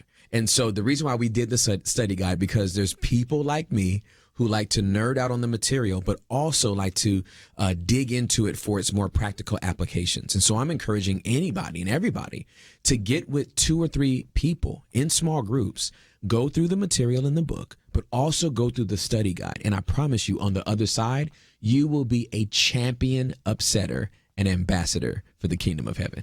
And I might just mention, if you go to the link that we have there, we have the book, and then scroll down, you'll see that this one has red letters on white background, and then the one has a red background, white letters is actually the study guide. Correct. So you can get both if you'd like to, the book and the study guide if you'd like to do so. So we've already provided that link. And don't forget, one more time, embassycity.com, so you can find out more about embassycity.church, which is, again, just a great opportunity for you to connect up with Tim Ross. And now that you know where we are, and now that we know you so much better, and now that you have a history, even through your father, yes, I'm hoping we'll get you back here again sometime soon. I would love to be back with you. This was a very enjoyable experience for me. Very nostalgic as well. So one last time, again, the book is entitled Upset the World, and it is a book that has a foreword by Robert Morris, and it is written by Tim Ross. It is published by Gateway Press, and we also have information not only about this book, but about the study guide, and so all of that is available as well.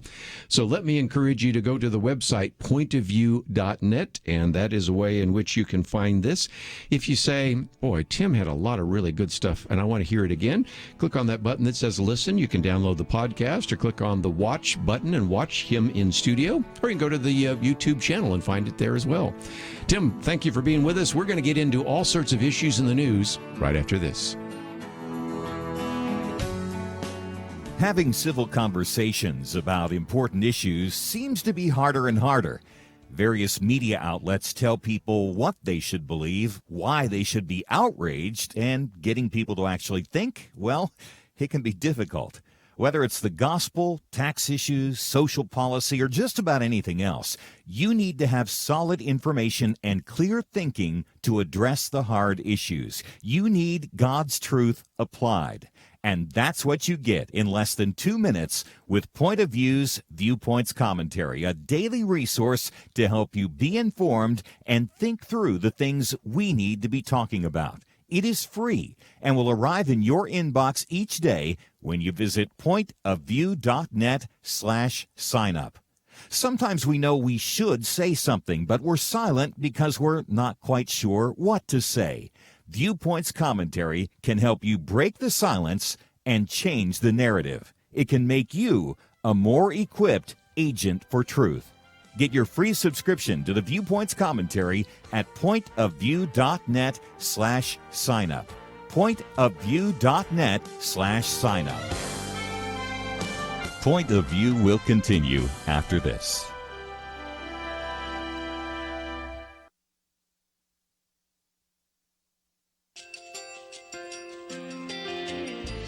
I just want to thank you so much for all the wonderful programming you have.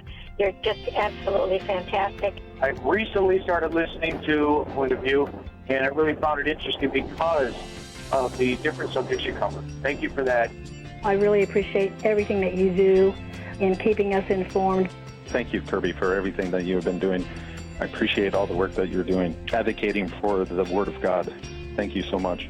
Point of View, I think, is absolutely necessary because it's a Christian perspective, a biblical worldview perspective, and receive very current, up-to-date information about what is really going on, week to week in our culture, which is changing so rapidly, and yet it's morally sliding backwards. Yeah, I'm just, first of all, I thank you guys. Y'all's program is wonderful, and enjoy it every day. I learn so much every time I listen to it. Point of View Radio Talk Show.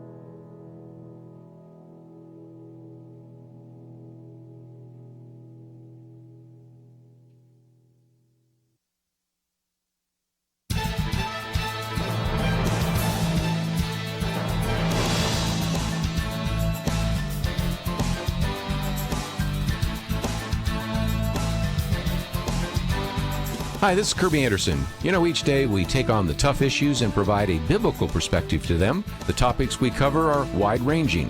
Apologetics, theology, prophecy, creation and evolution, intelligent design, marriage, family, child-rearing, the millennial generation, trends in society, politics, economics, business, religious liberty, the Constitution, public policy, foreign policy, military policy, tensions in the Middle East, abortion, homosexuality, pornography, sexual ethics, media, technology, history, and America's godly heritage.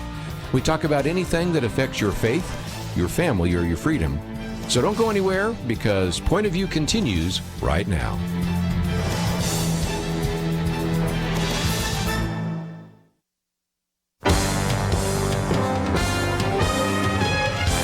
Across America, live. This is Point of View.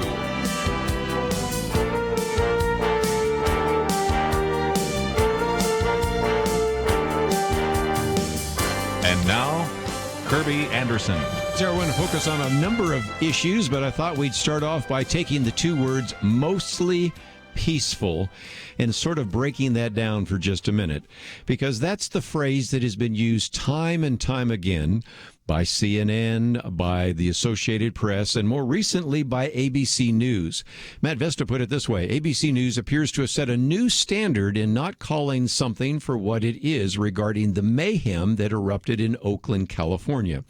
Lately, we've been talking about what's in Seattle, what's in Portland, but we can talk about what essentially became a riot in Oakland. Here is an Associated Press story, which you can read, which says that, again, protesters in California set fire to a courthouse, damaged a police station, and assaulted officers after a peaceful demonstration intensified. You think? Again, when Matt Vesta takes this on, he says, when a courthouse is set on fire, a police station is vandalized, it's no longer a peaceful demonstration. Now, the attempt sometimes has been to say, well, these were agitators in the group. But if you look at the various videos, it's the same group. Now, I will admit there have been some times, and I've seen this even when you do marches, March for Life and things like that, where you get some other people that are stragglers, hangers on, but that's not the case. And again, to read the piece so that you can see it in its context, a protest through the streets of downtown Oakland, California, and supporting racial justice and police turned violent when, and then we put the word agitators among the demonstrators, set fire to the courthouse, vandalized a police station, and shot fireworks at officers. About 700 demonstrators participated in what started as a peaceful march. Again, I have some questions about that, but that's how they want to actually present it. And a larger group then smashed windows, spray-painted graffiti, pointed lasers at officers. The Oakland Police Department said on Twitter, several tweets called for peace and asked organizers to help us provide safe spaces and safe places for demonstrators. And so we're starting to see this develop, and that one is, of course, in Oakland, California. But let's look at some others. Ben Shapiro put it this way. He said, mostly peaceful. So goes the characterization of demonstrations that have routinely turned into looting and rioting for months on end, from Portland to Seattle to New York to Los Angeles. Protesters in California, of course, he quotes from that particular tweet that came from ABC News, which, again, was a damaging the police station, setting fire to the courthouse, and assaulting officers, in which it is oftentimes called mostly peaceful. And you just at some time or another have to say, why is it that people in the Associated Press, or in this particular case, ABC News, or CNN, because CNN called the protest in Portland mostly peaceful at a time when they devolved into, as the tweet goes on to say, violence, vandalism, and arson. And the mostly peaceful phrase, Ben Shapiro says, is rather fungible. In other words, consider that during the Tea Party protest in 2011, then Vice President Joe Biden reportedly likened Tea Parties to terrorists. So just showing up at a Tea Party rally was enough to get you labeled as a terrorist. And I thought it was interesting. Ben Shapiro reminded me of something I forgot about. Those protests were notable mostly because the people cleaned up their own litter.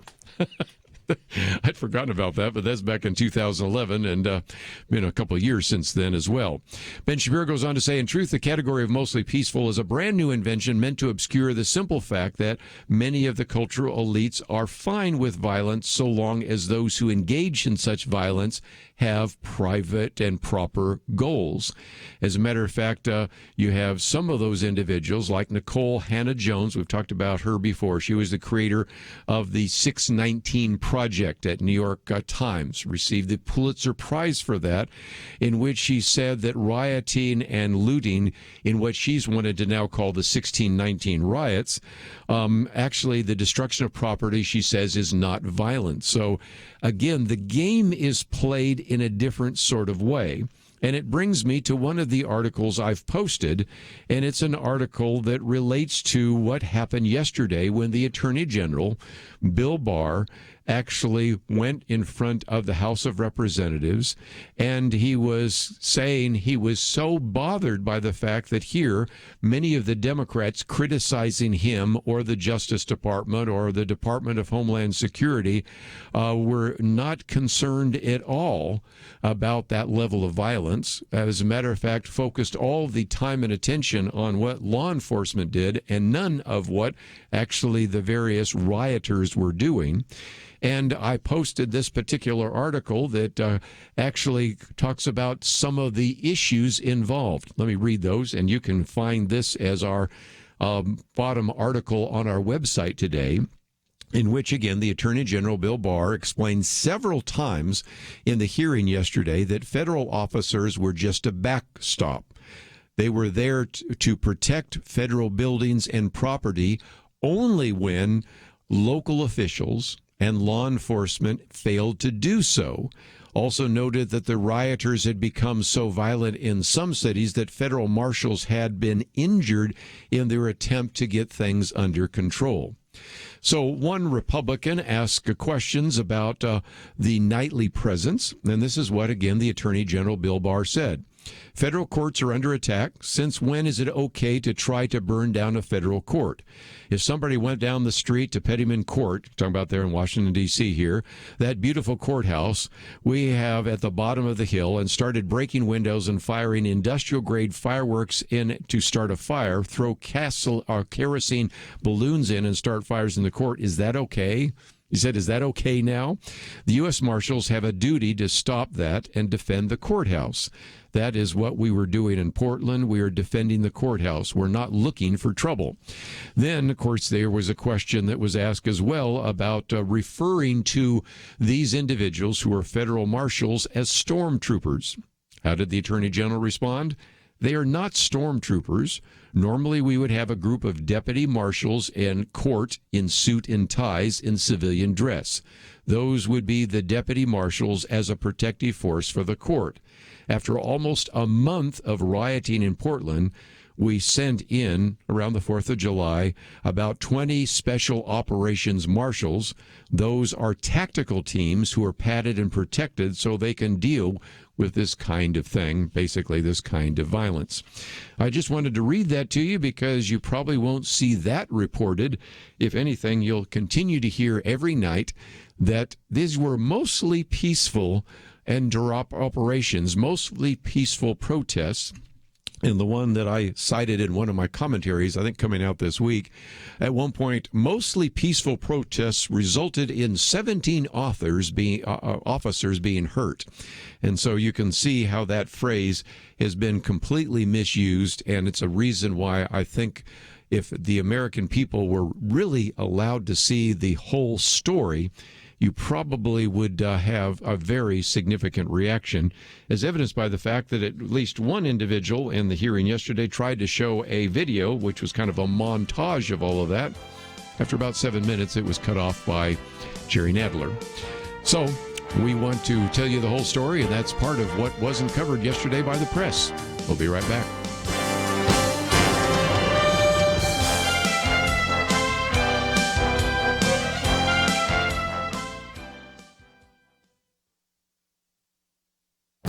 This is Viewpoints with Kerby Anderson. You know, it should be obvious to just about anyone with a bit of common sense that the cancel culture has gone off the deep end. I've talked about J.K. Rowling, writer of the Harry Potter series, who has been attacked for saying things that are biologically true but contrary to the latest politically correct transgender ideology. Then there is the communications director of Boeing, who was forced to resign because of an article he wrote a third of a century ago questioning the wisdom of placing women in combat roles. The latest example of cancel culture has now been dubbed the self-cancel culture. Yes, you read that right. Now, anyone offending the sensibilities of the woke crowd is expected to self-cancel. Here is one good example. Alexandra Duncan has a novel coming out by Green Willow, an imprint of HarperCollins. Parts of her book were written from the point of view of a black person from the Georgia-South Carolina Low Country. But there was a problem. The author is white.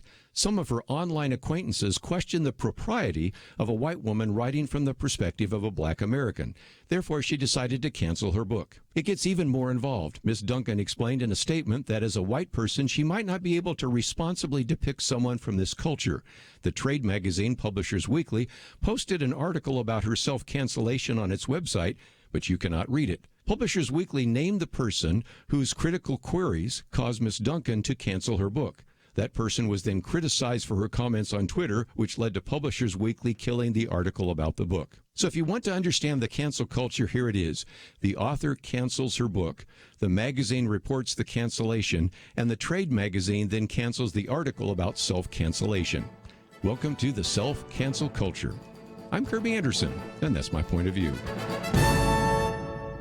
For more information about issues covered on Viewpoints, visit pointofview.net. Pointofview.net.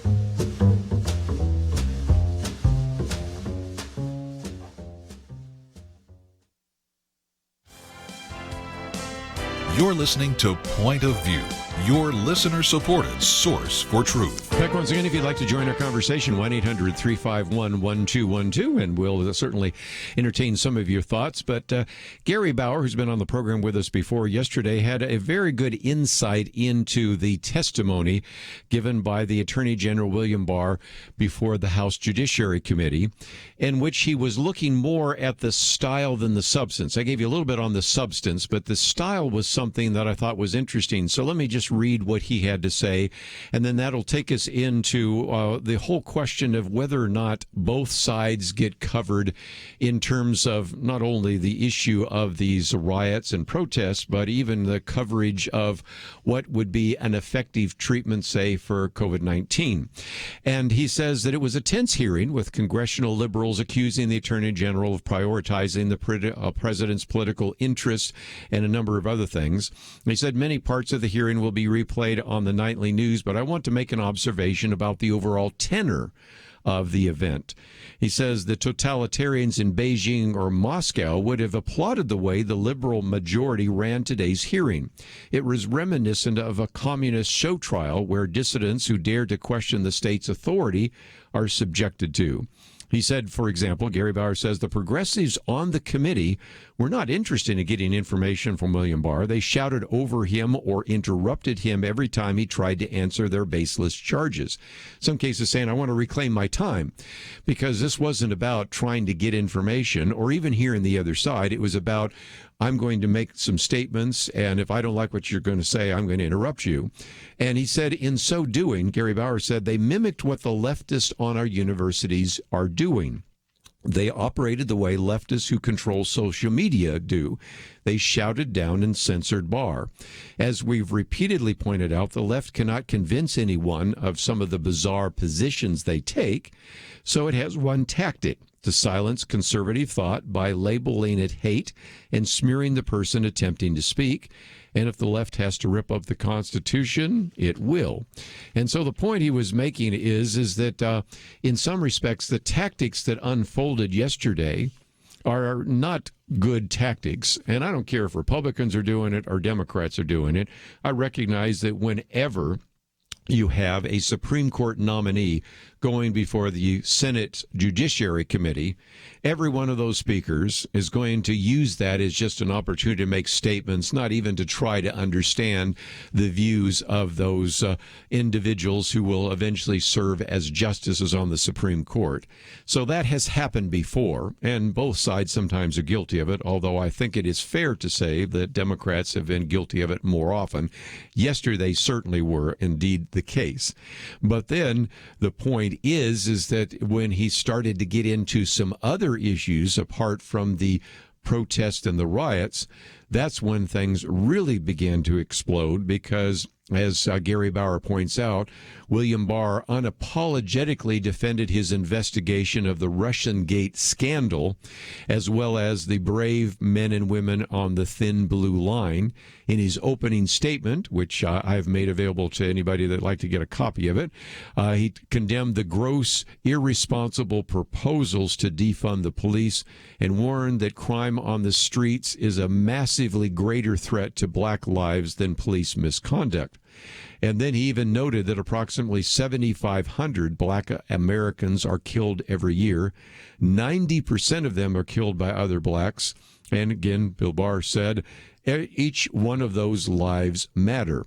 The hearing began, of course, as you might imagine, as I alluded to just a minute ago, in which you had Representative Jim Jordan, who actually took the time to show a video which highlighted the abuse members of law enforcement sustained during the riots began.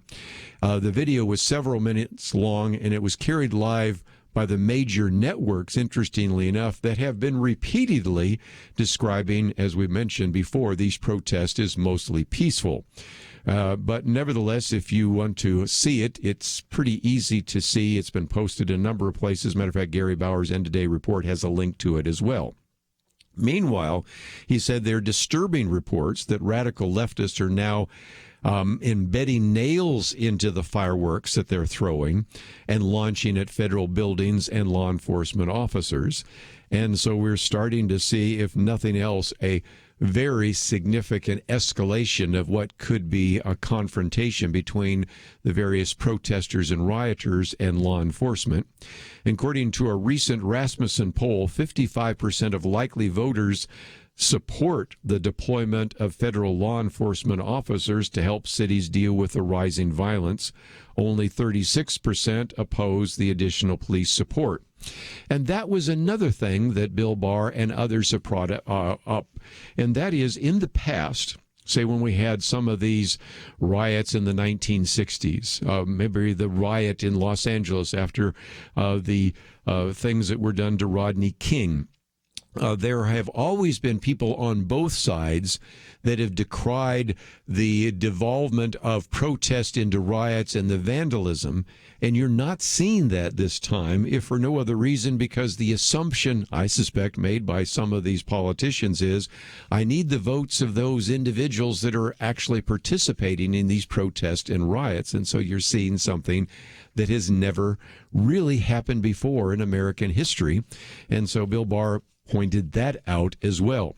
It is interesting that the other day we had the acting secretary of the Department of Homeland Security who said he went and spent some time actually trying to answer the questions of various members of Congress. And he was struck by the fact that after he had made the rounds on Capitol Hill, there was only one time when somebody asked him the question about whether any of the law enforcement officers were hurt and the extent of those damages. So lots of attention being paid to what is happening to the protesters and rioters, little attention, on the other hand, Matter of fact, I was tempted to post an article today, which I tend to read articles that you don't need to read, about trying to make the case against the unlawful actions of the federal agents there in Portland. But it was striking to me that the entire article was all about what had happened to some of the protesters.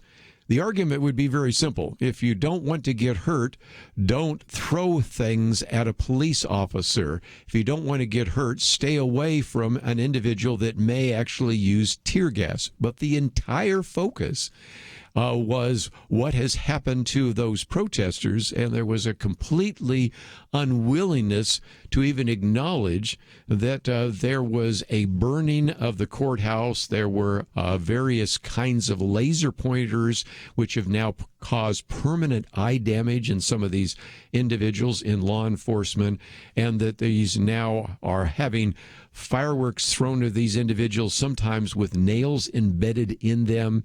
There was a list, and again, you can read this if you'd like in the article I just posted a few minutes ago, which went into the details of all of the various kinds of weapons that were used against those individuals in Portland. And at one point, the question was asked, did I forget any of them? And I think there was one more that was actually mentioned by the Attorney General, Bill Barr. So this is where you're not getting accurate coverage. And I've always resisted the tendency that some people have of saying, the media is lying to you. I say, no, they just perceive the world differently. But after watching some of these videos, after reading some of these tweets from like ABC and others, you've had some people in the business, in the news business, saying, how can people be working at a CNN or an MSNBC or even an ABC or the Associated Press where they say it's mostly peaceful when they know it's not? And the answer comes back almost always, well, some of those people, they have kids in college, they have kids in school, they have mortgages. They can't bring themselves to resign because of how inaccurate, that's a nice word, or how much these particular organizations are lying, because they just don't want to pay the price. But when we come back from the break, we're going to talk about some people that have stepped down from the New York Times and others because they have been so frustrated by what has been considered to be journalistic malpractice. And so, again, we'll talk about that. Also about the decision made by the big tech corporations to say, this press conference held the other day by these doctors, because they said some things that we are convinced aren't true about hydroxychloroquine, we're just going to not let anybody see it, even though it's gone viral, and even though there are doctors that validate some of the things that were actually said. So we're seeing a level of censorship that we've never seen before.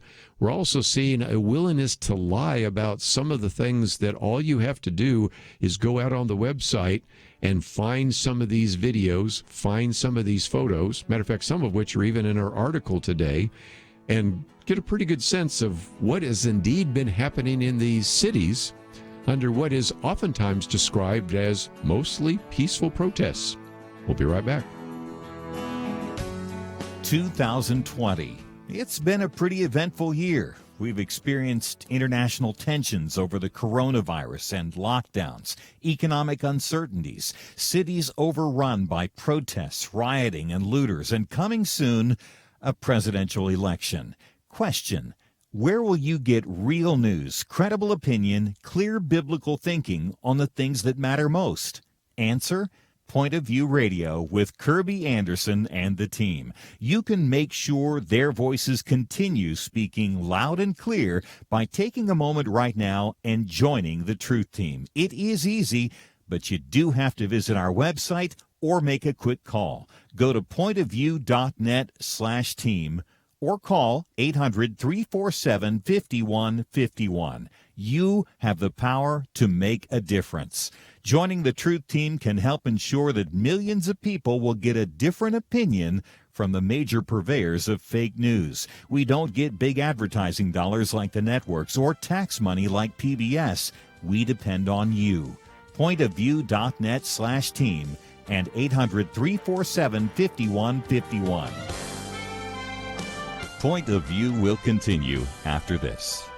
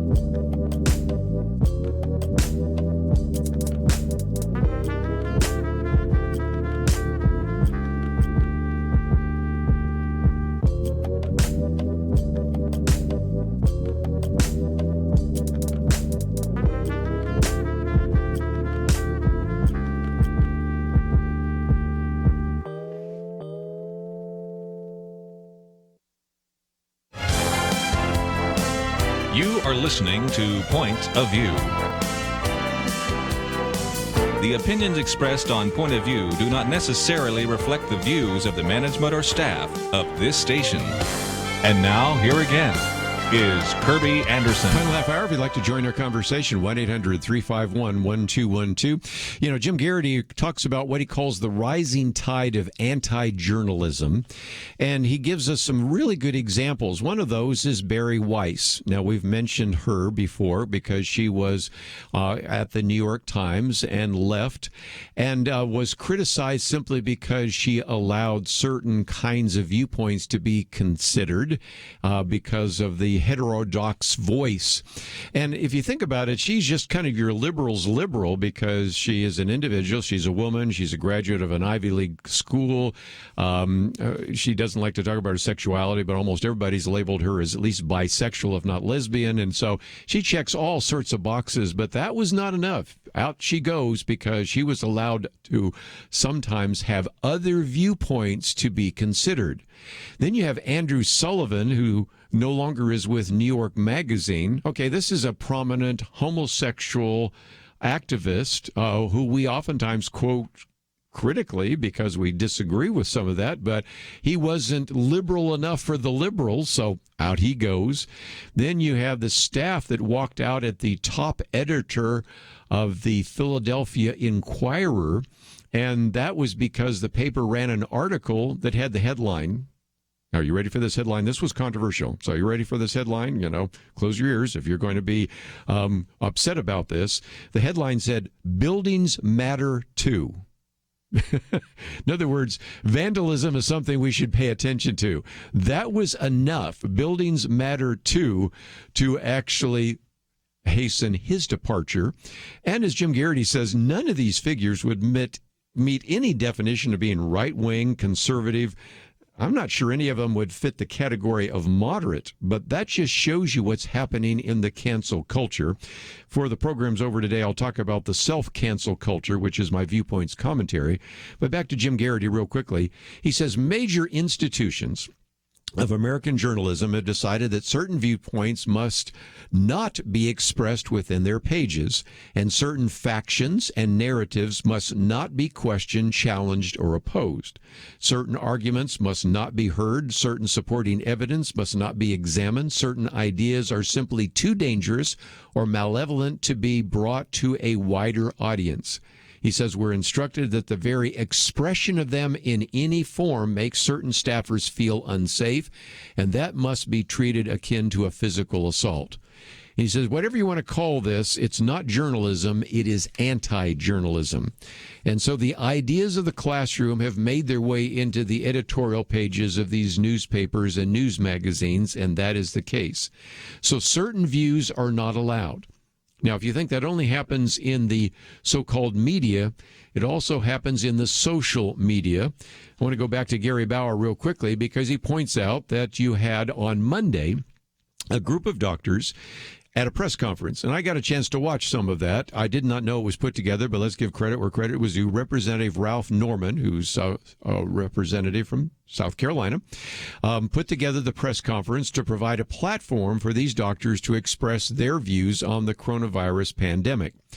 The broadcast was live, and I had a chance to watch a rebroadcast before it was taken down, because you know where I'm going with this. And it was very popular. 185,000 people watched it live, and more than 17 million people viewed it over the course of 8 hours on Monday. But then Big Tech stepped in. You can't find this press conference anywhere. YouTube pulled it down. Facebook pulled it down.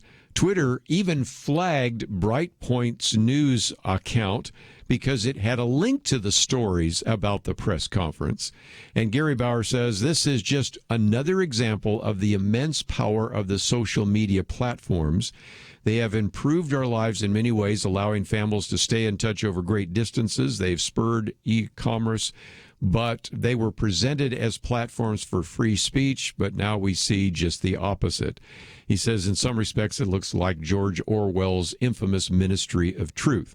Now there is testimony today before the House Antitrust Subcommittee about this whole idea of breaking up the digital monopolies. I don't know that it'll go anywhere, but nevertheless that is the case. But it just illustrates again that not only are you having people misrepresenting the news, mostly peaceful, we are seeing individuals censoring the news and saying various views won't be allowed or considered ever. And what has been happening on college campuses now these last few decades is happening in the various news outfits themselves. So, again, if nothing else, I hope that will cause you to listen to Point of View, to read the articles that we've posted here so that you can get some information that you won't get elsewhere. And by the way, we really do want to present other sides as well, because sometimes when I find that a Christian group makes a claim that is erroneous, I want you to know that it is and not use that as an argument. And again, I'm not convinced that necessarily everything at that press conference is something that would stand scrutiny by medical professionals, but to actually say that we're going to take this down because individuals who have been successful in various kinds of treatments, maybe used a little too much hyperbole in a couple of cases, I would have to agree. But nevertheless, simply to take those down because the stated view is hydroxychloroquine can't be used and is ineffective, goes against some of the research that has actually been the case. And given the fact that one of the studies which tried to challenge hydroxychloroquine in The Lancet, which is, again, the journal of record for medicine in the UK, actually had to be retracted, really should tell you just about everything. But let's, if we can, get into this whole idea of the schools. I've been talking about this over the last week or so.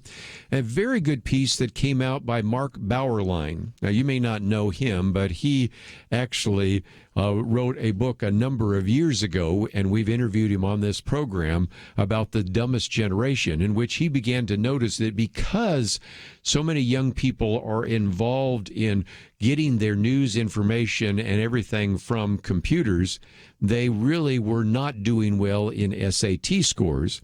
And now he says, if nothing else, there's an ongoing problem with online learning.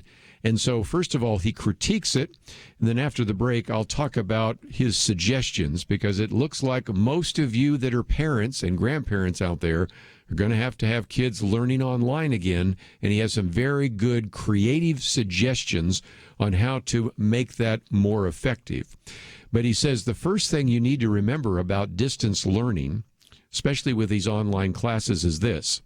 The tool with which students study, read, write, and watch educational films, communicate with teachers, take tests, and submit schoolwork is the same tool that they have been using for years to watch video games, to share photos, to watch shows, to check Instagram, to send text messages, to order food, to get directions, and to tweet. He says the print textbook has only one use, an academic one. A student sitting in a class while a teacher presents a unit on the Roman Empire or the structure of DNA can't do anything but listen and take notes, as long as the teacher is vigilant. A student attending the same presentations on Rome or the DNA through Zoom can't be so controlled. The teacher is far away. He knows that the device that carries him to the student's home has, so many other purposes. 10 minutes earlier, one of those students was deep into a game with 3 other buddies, tense and excited. Now he's supposed to shift the same screen to a whole other activity. In his eyes, of course, a boring and disappointing one relative to the prior fun. The game that he was played was created with the impulses in mind. People in Silicon Valley design games and social media apps according to the causes of addictive behavior. Hundreds of brilliant engineers and developers use these talents to create a very sticky screen activity. The teacher has nothing like that to back him up. The facts and stories of ancient Rome get no advantage in a screen environment, at least not until they've been made into a game, a program, or a video. And he says, again, one of the major problems with this is that by continuing online-only instruction, the academic content is now implicated in a technology that youths have been primed to use, interpret, and value for different purposes. It's not the screen is inherently contrary to academic learning, but rather it's the years of certain behavioral conditioning at the screen make it difficult for students to treat the screen primarily as an instrument of learning, not an instrument of diversion, and teachers don't have the time or the power or the knowledge to recondition them. So after the break, I want to talk about the fact that the sad reality is, even though the American Academy of Pediatrics and all sorts of experts are saying it would be better to have the kids in the classrooms to avoid all the problems happening outside of the classrooms. The reality is most of your children and grandchildren are going to be doing online learning. So let me give you a few practical suggestions on how to at least make that more effective for them. Are you ready to listen? We'll talk about that right after this.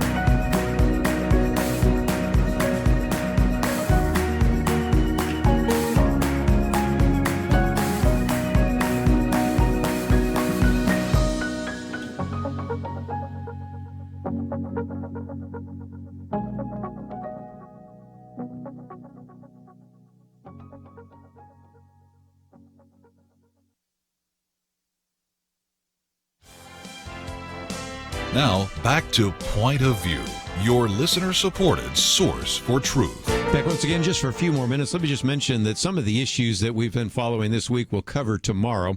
I will, at this hour, be talking about this new book coming out called Sanctified Sexuality, and we'll give a little bit of a parental advisory there because it's some great material that has been put together by kind of a who's who of people in the Christian world to address some of the very important issues, from the Me Too movement to the issue of sexuality and a variety of others that we'll talk about. But there's going to be a lot of free time in the first couple of sections where we can get back to what has been happening, for example, there in California, as we had, for example, Grace Community Church and John MacArthur and others decide to disobey the state lockdown. We'll talk about some of the material I've posted today about how the president may be getting swallowed up by the presidency. This is not just a problem for Donald Trump, although it's been a huge problem with the swamp and the various kinds of deep state, but it's been something that even back when I was in graduate school in 1980, we were talking about how the bureaucracy kind of exists almost independent of who we elect to the presidency. So whether we have Donald Trump in the Oval Office or Joe Biden, It's an issue that I want to address as well, and we'll get into some other topics. And I might just mention real quickly, my commentary today is on the self-cancel culture. We've already talked about how the cancel culture is causing people to resign. I just mentioned a few examples of that in the media. Of course, we can talk about J.K. Rowling, and I talk about the communications director of Boeing. Back in, I think it was 1987, had a question about whether or not women should serve in combat roles, and that was enough to get him forced out at Boeing. Really? But now I give you one more example of the self-cancel culture, where now when pressure is being brought on individuals, they cancel their books, their articles, or other things, and it's just gone from bad to worse. So those are all issues that we will address tomorrow, and some of that, of course, is addressed in my commentary today, and you are free to download that. If you'd like to know more about Tim Ross and the interview I did with him last hour, that is appropriate as well. But just before we take a break, Mark Bauerlein, who has been following this for some time, wrote the book, The Dumbest Generation. Oh, my goodness, the pushback I got when I done the interview with him and commentaries, but you can actually look at the fact, as he's pointed out, that the SAT scores, the ACT scores have been dropping, and he says now, if we don't turn this around pretty quickly, all the standardized testing and test scores will drop. And he says SAT, ACT, the NAEP, the GRE, the LSAT, the GMAT, the MCAT, those scores will all fall. And there's reason to believe that because we're trying to teach kids online, it's not going to work very well. So what can you do if you're a parent or a grandparent and you're saying, this is what we're sort of locked into. It's really a bad idea. It's not good for the kids. I recognize that there is some small risk of some kids and even some teachers getting COVID-19, but that is paling in comparison to all the other concerns that we've mentioned before. But here are 5 suggestions on what you could do to counteract some of the damage that might come because of online education. Number 1, when your kids have to complete a writing assignment, have them do the first draft by hand with pencil and paper, a print dictionary, and a thesaurus next to them. So make them write it in longhand rather than type it on their computer, because they'll just get distracted. You know they will. You know you do when you're starting to do some of that. Number 2, do not let them read assigned books online. Print copies only. Now, they may only make it available online, but you know what? You have a printer. Yes, it's going to use some ink. Yes, it's going to use some paper, but there is all the difference between reading it on a screen and reading it on a piece of paper. So that's point number 2 that he makes.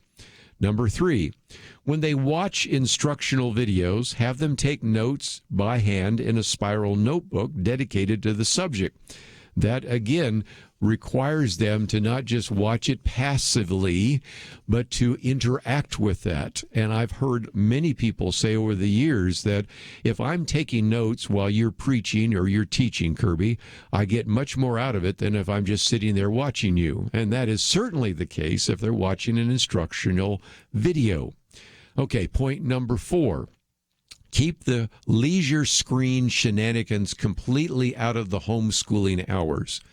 Don't give them breaks for video, no browsing until the class is over, no social contact while the teacher is talking.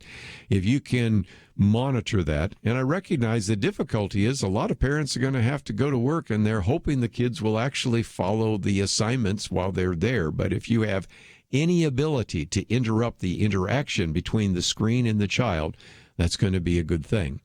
And then finally, number 5, collaboration over homework is fine, and texting and phone calls after school ends are too, but the school day must be kept intact and uninterrupted. He reminds us that if you have any questions about that, just look at the individuals at Silicon Valley. And he's got a great link here. He says, as many have noted, the titans of Silicon Valley keep their kids away from screens as much as they can. That has always been the case. You know, you go and check out what has been allowed. I learned a lot over the years by talking to people like Peggy Waymeyer, who didn't even, though she worked for the ABC News, didn't let her own girls watch the news. And I learned from individuals that were producing films. Even Steven Spielberg wouldn't let his kids watch some of his own films. Does that not tell you something? And some of the people in Silicon Valley do not allow their kids to spend uninterrupted hours in front of a screen. That should tell you something as well. But he also points out that, unfortunately, in low-income households, single-parent households, that isn't necessarily the case. But if you have a chance to, as a parent, as a concerned parent or a concerned grandparent, make a difference, then let me encourage you to do so, because if nothing else, that is going to be the reality, again, for at least another semester, perhaps, hopefully not much longer, because, again, this is not a good way to teach middle school or high school. It's not very good for college either. And I've got a commentary coming out next week in which there are people arguing that this is the end of college as we know it. And the reason for that is very simple. Colleges have been charging enormous amounts of money, and now they're recognizing that by saying that all of their classes are going to go online, some of the colleges are admitting that they probably aren't doing as good a job, and so they're already offering tuition discounts by as much as $9,000. And I think what's going to eventually happen is those online classes that already exist are going to perhaps succeed, and a lot of these brick and mortar colleges are going to fail, because why would you fork over $30,000 a year to watch classroom lectures on Zoom, where for a fraction of that cost you can go to these already existing online courses that probably have also been able to spend some money improving the graphics, the videos, even the interactive features. And so for a fraction of the cost of a brick and mortar school, you're going to get as good an education as possible. So that's a commentary coming out next week, but it's just a reminder again of what is happening with these online schools. Well, we have a lot more to cover. Yesterday, my commentary was on race hoaxes, and if you didn't have a chance to read that, you can check that out. My commentary today on self-cancel culture, and it's all available at the website pointofview.net. If you'd like to go back and hear the interview we did with Tim Ross, you can click on that button that says listen. You can also, of course, go to the watch button and watch him in studio, or even go to our YouTube channel and learn from him as well. But those are some topics that we certainly put on the program for you today. I want to thank Andrew and Ivy for their help behind the scenes. We'll see you back here tomorrow, right here on Point of View.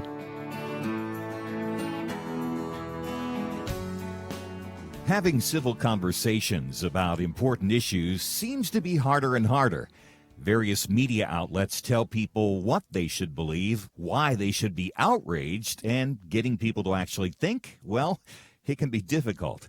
Whether it's the gospel, tax issues, social policy, or just about anything else, you need to have solid information and clear thinking to address the hard issues. You need God's truth applied. And that's what you get in less than 2 minutes with Point of View's Viewpoints Commentary, a daily resource to help you be informed and think through the things we need to be talking about. It is free and will arrive in your inbox each day when you visit pointofview.net/signup. Sometimes we know we should say something, but we're silent because we're not quite sure what to say. Viewpoints Commentary can help you break the silence and change the narrative. It can make you a more equipped agent for truth. Get your free subscription to the Viewpoints Commentary at pointofview.net/signup. pointofview.net/signup. Point of View is produced by Point of View Ministries.